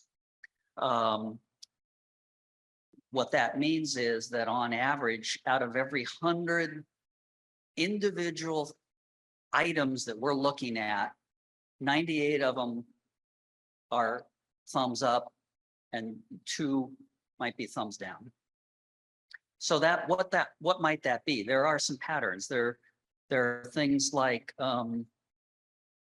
plastic protection on vents and windows at the homes to prevent dust from getting into the homes. We see some problems with that on occasion. And that also is a good example of the kind of thing that we're seeing get fixed more rapidly, because we do have feedback between our inspectors and folks out in the field. Thank you, Jim. Thank you for that question. Anyone else with a question? Jordan? We have 2 folks down here, Jordan. Go ahead, Jordan. Again, Mr. Jim. How you Fernando. doing? Hey. I mean, I like so much the work you do and your people that you have in charge, and to get integrity on all those excavation and all the work to deliver a product with the quality and what they paying for. That's doing a great job. But the most important thing that you saying something about the monitors. Are you in charge of those monitors to surveillance or to check those? Are you in charge? I would prefer the people who is in charge to handle those numbers. Are you referring to Fernando, to the air monitors? The air monitors, yes, correct. We are not in charge of the air monitors. We have access to the data, but we're not in charge of them. Basically, to have a transparency, I will see, I mean, it was the right person to saying about those numbers. And the thing is, for me, it sounds like it's no problem, no contamination. Because the particles per million is basically very low, no worry. We're not contaminating, we're not cross-contaminating in other areas. So you're sending a message basically to the team players here, the laborers and the community, they are safe. But I will say that it's not true 100%, okay? So please, we need people who's in charge of those monitors. And even I'm speaking by myself, I'm a laborer. Those monitors, like we talked about already, we need to have another sort of alerts that in case if it go high levels, basically control more efficient, more faster.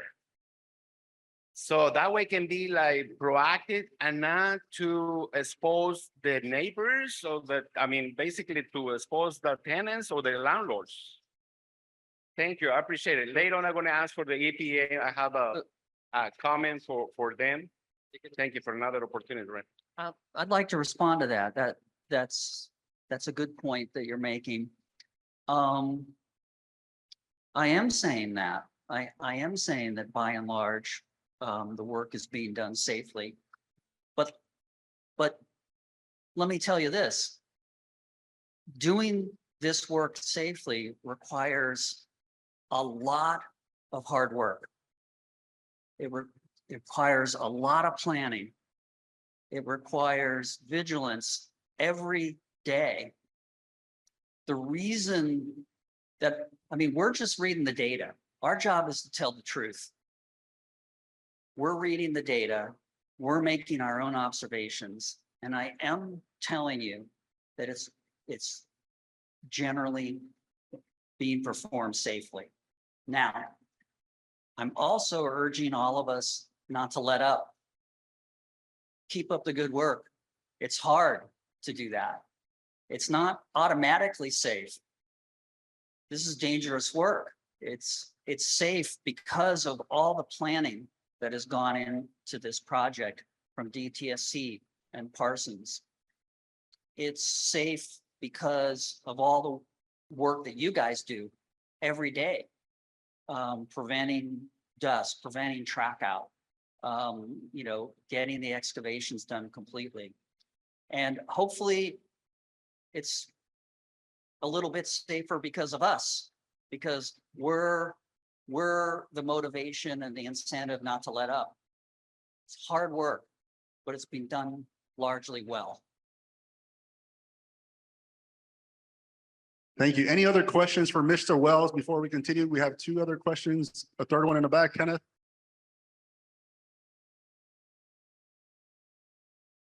Go ahead, Kenneth. Hi, my name is Joel Torres with Supervisor Janice Hahn's office.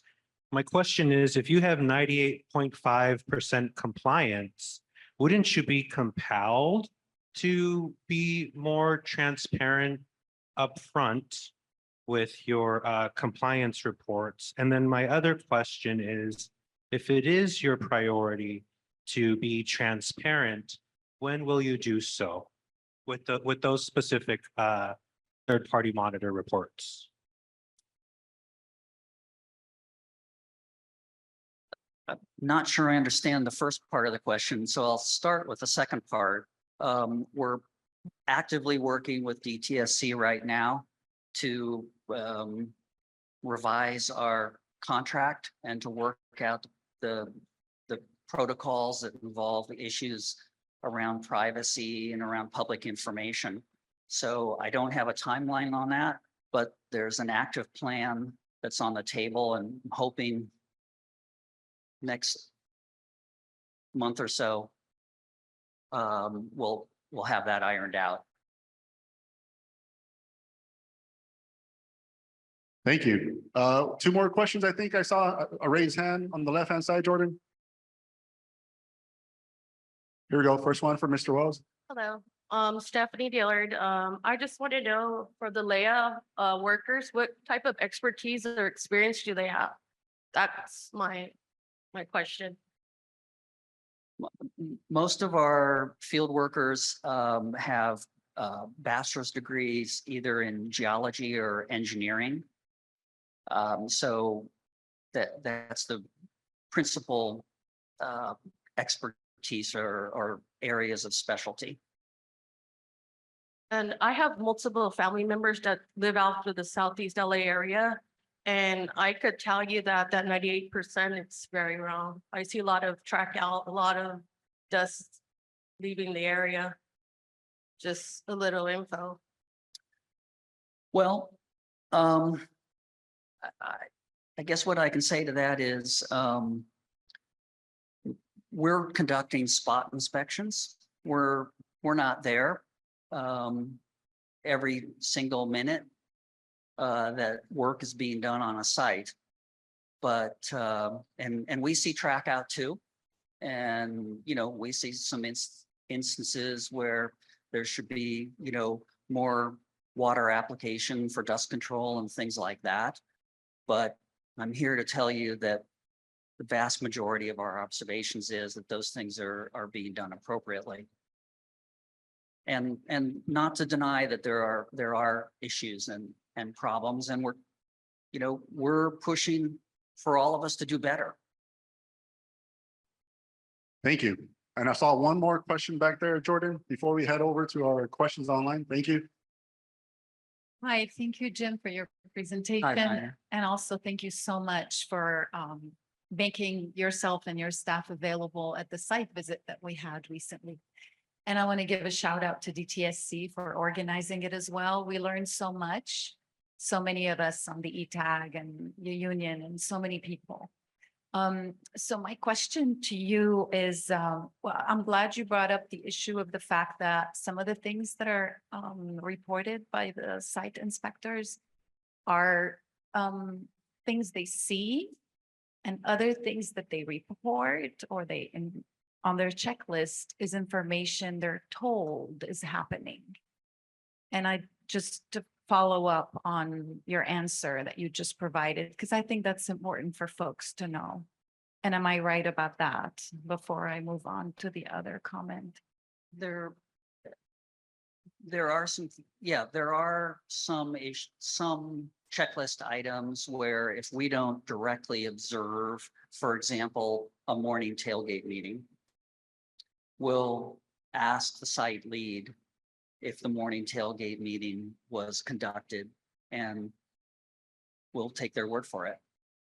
Right. So thank you for being open to, it was great to learn some of these things in the field. And I'm hoping that your openness to continuing to improve the process as we all work together in the working group, that's something that can continue, which I'm sure it will. So I just want to say thank you for your openness to it that you've shown at the meetings, and to let the community know that some issues are being raised and we're working together on, it's a work in progress.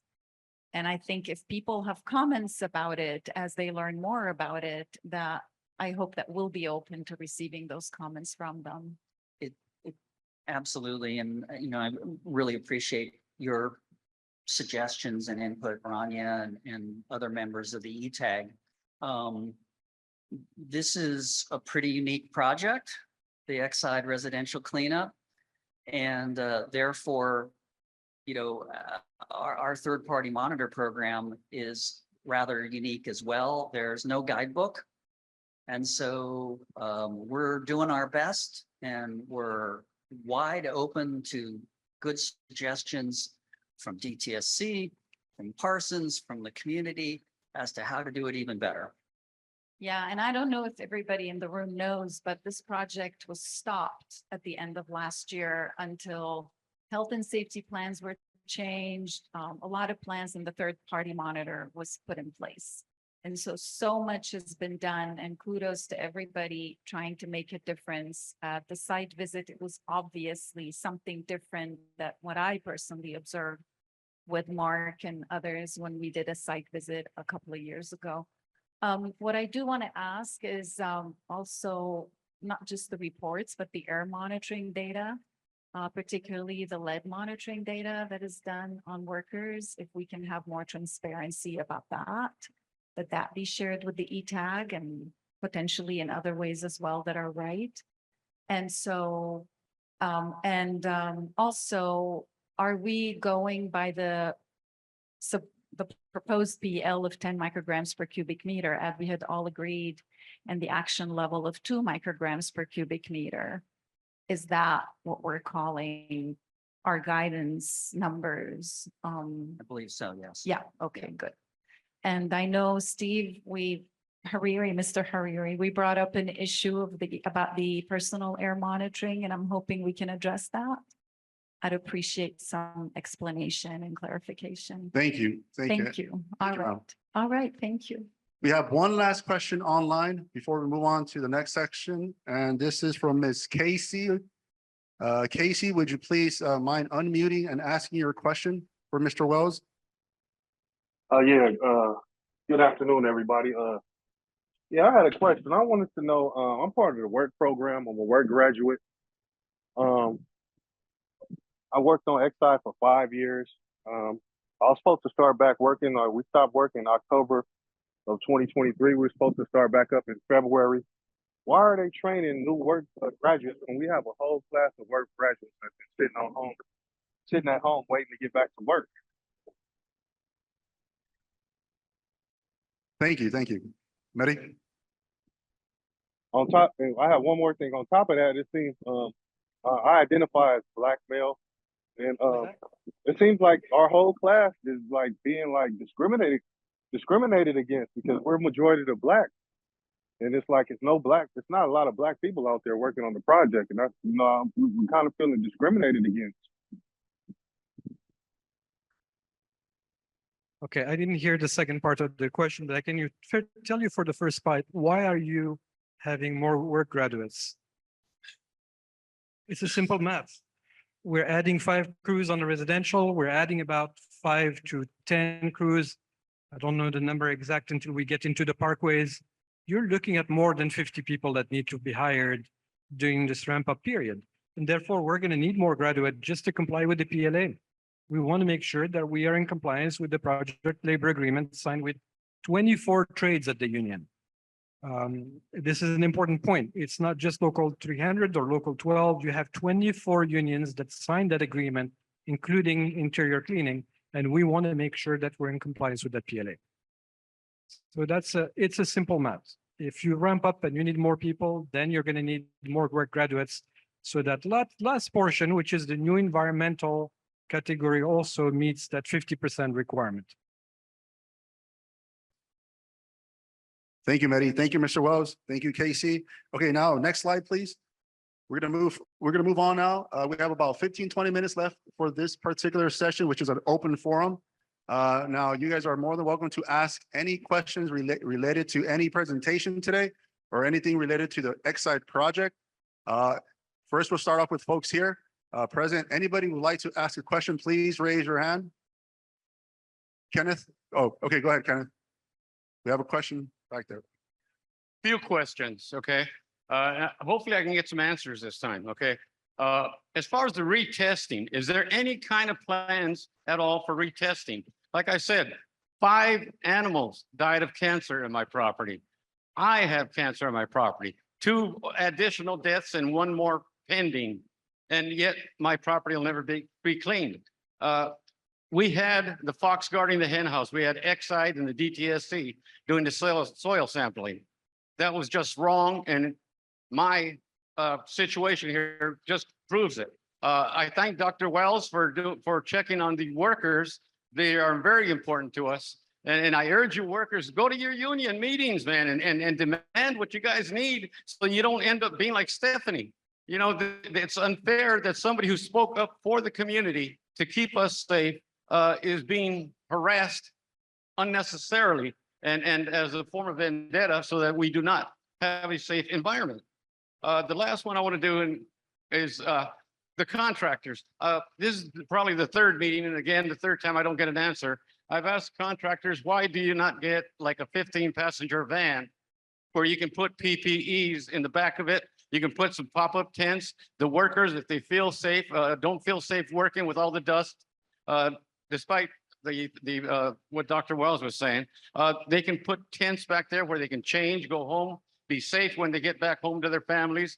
And more than anything, what they can do when they get these big vans is they can save the community from being upset with the workers. I know there's people out there who are doing dumb things to the workers' cars, and they shouldn't have to put up with that thing. What they should do is they should go to a secure site where they can leave their car securely in a lot or something like that and be transported over there and have the PPEs, the changing and everything else necessary to keep our workers safe. One last question for Dr. Wells.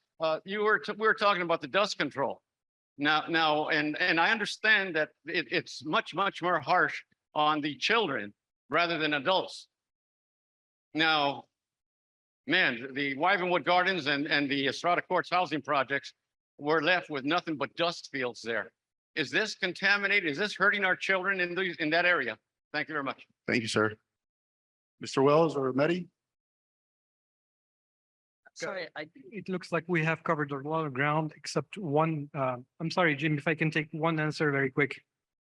Except one point regarding resampling. We will be resampling the 350 last properties conducted by NEC as well as all the properties currently being done by Parsons.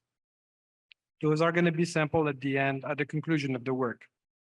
And we're working on the plan right now to go back and resample some of the properties. It just has to make a statistical sense. And we're going to be working with the ETAG members as well as Jim Wells, the technical expert assisting the ETAG members. So we want to make sure that we do it right to get the right answer.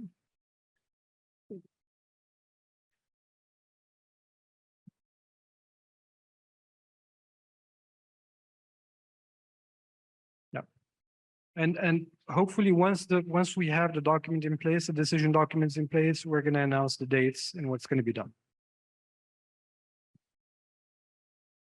Thank you. Mr. Wells? I'm sorry, I know you were asking about children and dust. I know you were asking about children and dust, but I didn't catch the exact question.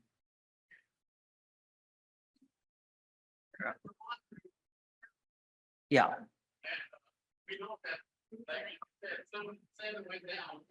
Joe, you need a mic. Nothing's recording. Yeah, 7 went down and 9 went up. My gosh, I just lost my train of thought. You're asking, Okay, about okay, well, just generally about the safety of Okay, children. generally about safety like that. It's good that you're checking the workers and that they're safe. Now the dust, the neighbors, kids, say if my neighbor's getting his Yeah. house done, are my children safe from the dust also? And like I say, in the projects, the housing projects and the Wyvenwood Gardens, it's nothing but a dust field. Are they being contaminated? Well, first of all, let me say to everyone, if you go by an active work site and you see visible dust, you feel free to go and talk to folks because it's not supposed to be visible dust during this field operations. Now, the air monitors that we were talking about a little bit are different than the personal monitors. The air monitors are designed to give an estimate of how much dust is actually blowing off the site. And so that's really the data that would answer your question pretty well. And those standards are enforced and imposed by the South Coast Air Quality Management District. They do take into consideration sensitive receptors, including children. So as long as we're staying in compliance with those AQMD permit provisions, then that should be sufficiently safe for folks. Thank you, Mr. Wells. But Sorry. you know, I'll reiterate that they're very low standards. You really shouldn't see visible dust exiting the site. Where do you contact me? Yep. Where do we contact you for the third-party oversight? If we go, like I say, I took out the neighborhood newspaper and they saw 2 sites where they went down only 3 inches. You know, Yeah, so we look at that. where do too, we get so a hold of that's you? important. I'm gonna give everybody, well, it was on there, but you Okay. probably couldn't read it. I'm I gonna got it give now. I do have that everybody now. my phone number right now, and I'm gonna give everybody my email. You can contact me Fantastic. and I'm gonna respond. Also, my folks are out there, you know, every day. They got big bright vests on that say third-party monitor. Grab them. Well, don't grab them, Yeah. but stop them and ask questions. Uh-huh. They want to hear from you. Good. So phone number 805. I got it. You got it? Mr. Wells, it's on the screen. You got it? Okay. Dr. Wells, I appreciate your concern and that you add some integrity to this operation. I appreciate it. But I'm really serious about that. If you can't see that, information, come and talk to me afterwards. We want to hear your concerns. We want to try to answer those questions. Thank you, guys. Thank you. We're gonna move on, Mr. Joe. Part of that question was, Thank you, Joe. exposure to the dirt at the two sites, the two, Thank you, Joe. We want to be respectful of everybody else this time. We have a couple index cards with questions we'd like to go over. Just a minute, Freddie. Go Hi, ahead, Joe. can I just interject for a minute? If you picked up one of the presentations on the last page, which is a slide that hasn't gone up yet, there's also information on where to call and report concerns. So we have our own Exide, DTSC Exide project information hotline and a website. And we would really encourage you to go to our information tracking system and put in your complaint or your comment or your question there. But I understand we got a history of not responding. So if you don't think we're responding, we also have the LA County public health number for blood lead screening listed, and the Cal OSHA. Cal OSHA is there to protect workers and consumers number, and the Department of Industrial Labor, their number is there, and the Attorney General's investigation line is there. So there are a number of ways that you can make your concerns known that will come to DTSC and any other responsible individual or entity. Thank you. Okay, thank you, Sterling. Thank you, Joe, for those questions and comments. We have a few comment cards that we're going to go through. Who do we speak to with regards to unfair and unjust termination? Well, there are different avenues. The first avenue is, remember, we have a PLA in place. So the first person to go to, or the first organization to go to, is your union. The union is there to protect you and protect your interests. If you feel that you haven't been heard by your union, that's what Charlene was mentioning earlier. You do have different avenues depending on the case that you have. Either the Attorney General's office, the Department of Labor, you name it. And those numbers are provided in every single site. If I am correct, Stephen, we should have right now a poster at each site giving you those numbers that you can contact for any of these issues. Thank you. I have been living in Cudahy for 9 years and had my lead levels tested. They came at 3 times the national average. The range of toxicity for ethanol and the proposed range of contamination exceeds the proposed range of contamination.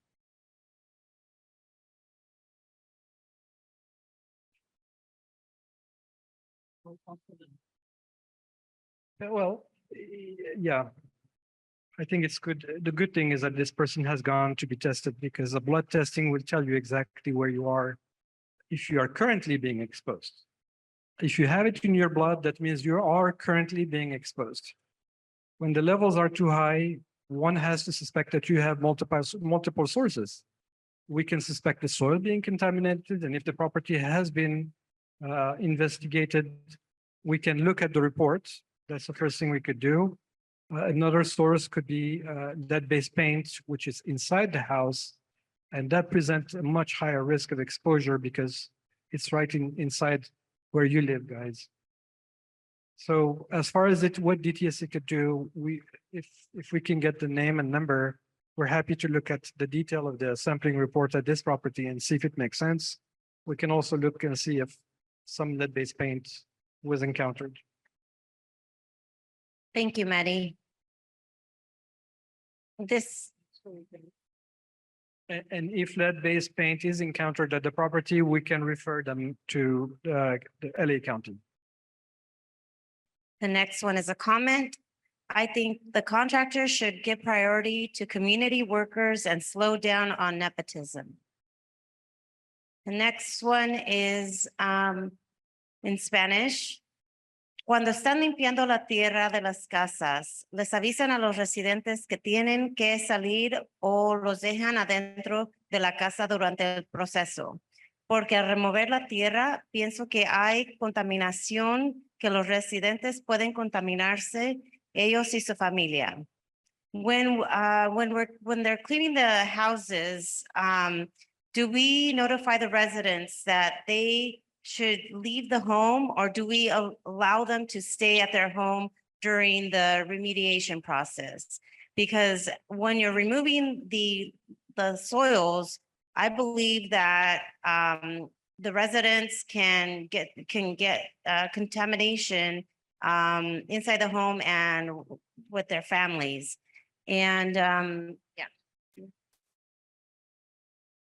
There are multiple measures that we put in place, including the monitoring. That's the first line of defense.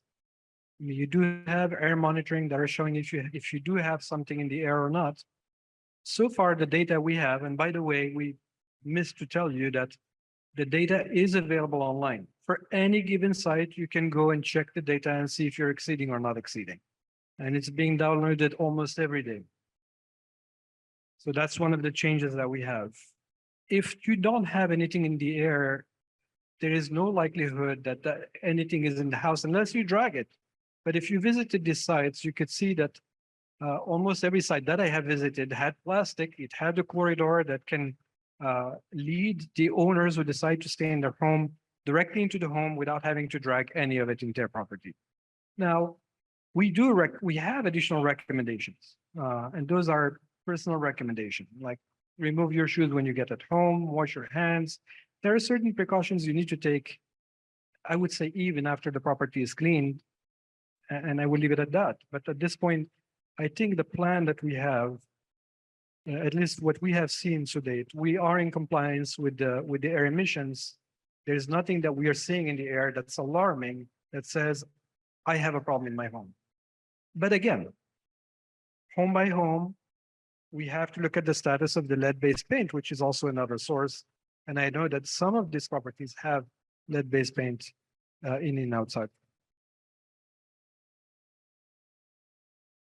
Para dar gracias a los empleados de las diferentes compañías en el proyecto y decir a la comunidad que mil disculpas y paciencia para limpiar sus propiedades. Give thanks to the different employees of the different companies that are working on the project. Also, let the community know and apologize for asking for their patience as we clean up their properties.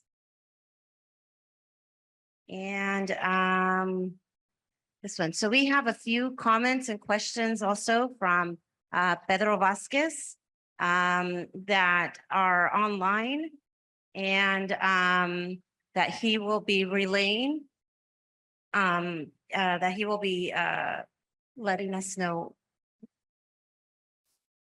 what they're saying. Yeah, thank you, Laura. These questions are coming in from anonymous attendees on the question and answers portion of our meeting. The first one is, does DTSC field representatives have access to reports, and who is tracking, who has access to these reports?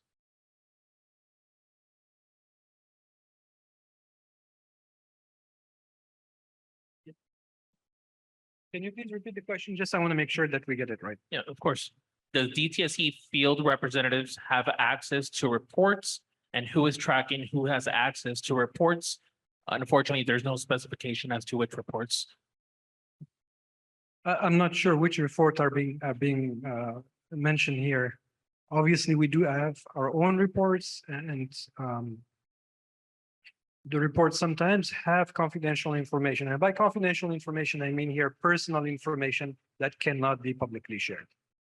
But I don't understand the next set of questions is, which report are you talking about? I'm not quite sure. Thank you. The second question is, if someone was fired more than once on this project already, why did DTSC allow them to be hired by LEA for this project? Aren't there reasons they were fired multiple times?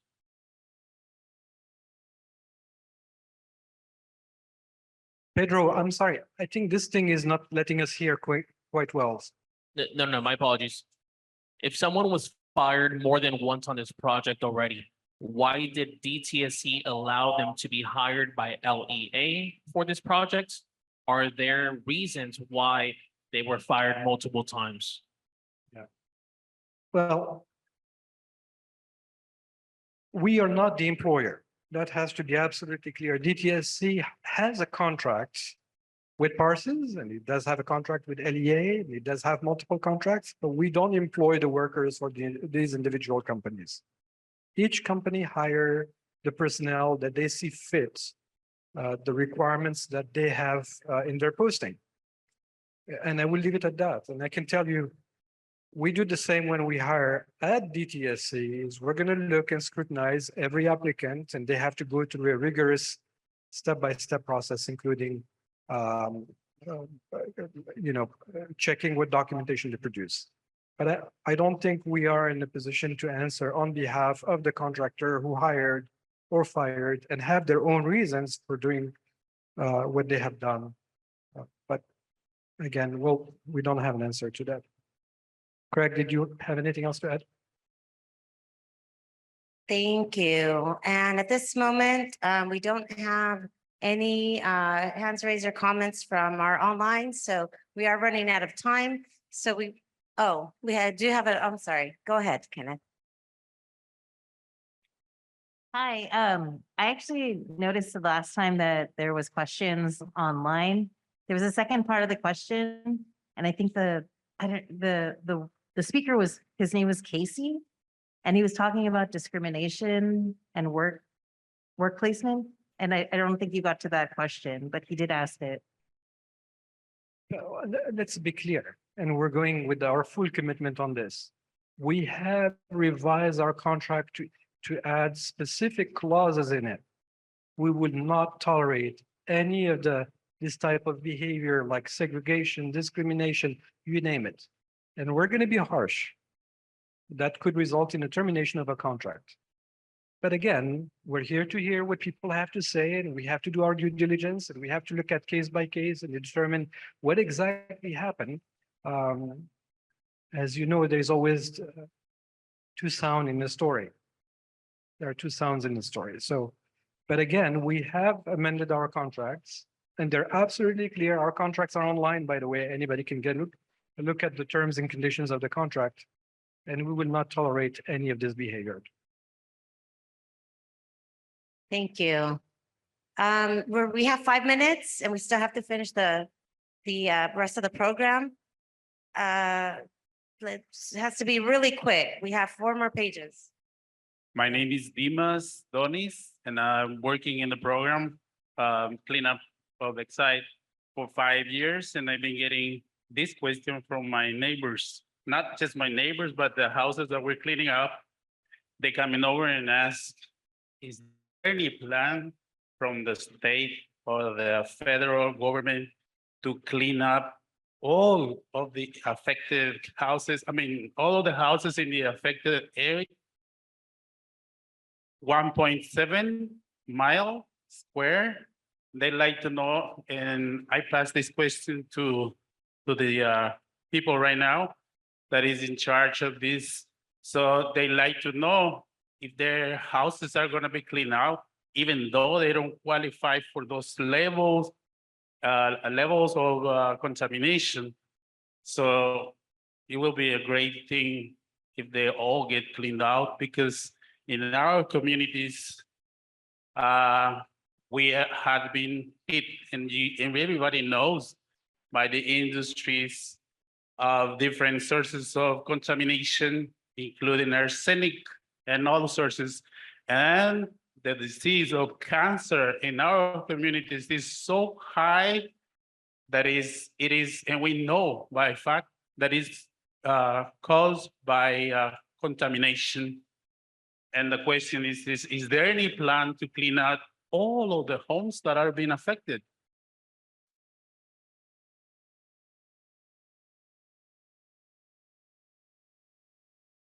So with the current phase of funding, we have received funding 2021, and the mandate is to clean all the homes that exceed 200 parts per million. So maybe somehow the good news is now that the state has invested close to 550 million on this residential cleanup, we have lowered the concentration from thousands of ppm in certain properties to now 200 parts per million. So that risk has gone down substantially. And that was the first goal, is to really lower that risk, because that exposure, especially when you have a home with 2,000, 3,000, 4,000 ppm, that's too much of a risk. So the plan, and it will continue because we're still cleaning homes. Like I said earlier, we're doing about 16 homes a month, is to use the funding that we have to meet the mandate of 5,940 properties somewhere in 2025. I hope in June 2025. But we are also going to be working with the USEPA because they have an independent expertise, and we're going to see if that expertise can add to our knowledge about this. So that's where we are. Thank you, Mehdi. At this moment, I'd like to thank our presenters this evening, Sterling Grant, our Deputy Director at DTSC, Craig Scholler, our Chief Deputy Director at DTSC, Edwin Polanelli, Assistant Director with USEPA, Stephen Hariri, Branch Chief at DTSC, Luis Carrillo, Field Representative with Local 300, Jim Wells, Contract Manager with LEA Environmental, and Mehdi Betahar, Deputy Director with DTSC. Next slide, please. I know earlier we went over this information, but we have included contact information for DTSC and other agencies related to the Exide project. We have the DTSC Exide Cleanup Project hotline number up there. We have the LA County Department of Public Health Blood and Lead Screening hotline number as well. Cal OSHA Workplace Complaint Hotline. We have the California Department of Industrial Relations Labor Commissioner's LA office contact information, and the California Attorney General Investigator's Office contact information. Next slide, please. And community members who would like to ask additional questions or report issues or leave comments related to the Exide cleanup effort, please use the Exide feedback management system, which can be accessed at our link, feedback.exide.dtsc.ca.gov, or you can simply scan the QR code right now with your smartphone and it'll direct you to our link. Next slide, please. Now, I'd like to bring up our Chief Deputy Director, Craig Schroller, again, to provide us with closing remarks. Hi, everybody. Thank you again for your time tonight. I appreciate you hanging in there with us. I hope you found the information you received helpful. I know the information we received, we found incredibly helpful and will be informative as we move forward. I know there's some folks that we probably didn't get to on questions, so please utilize the contact information that we shared. I apologize for the sound tonight. I know it wasn't always ideal and for the heat, but I appreciate everybody being here and look forward to getting another meeting going soon. Thank you. Thank you, Craig. Once again, thank you to our venue host, New Start Housing Corporation here in the city of Huntington Park, for allowing us the space for tonight's meeting. Thank you all for joining us. The online meeting will remain open for 2 minutes to allow participants to copy information in the chat. At this moment, we'd like to hope that everyone gets home safe and have a good evening. We will have public comment cards at the front as well if you still have another question to submit. Thank you.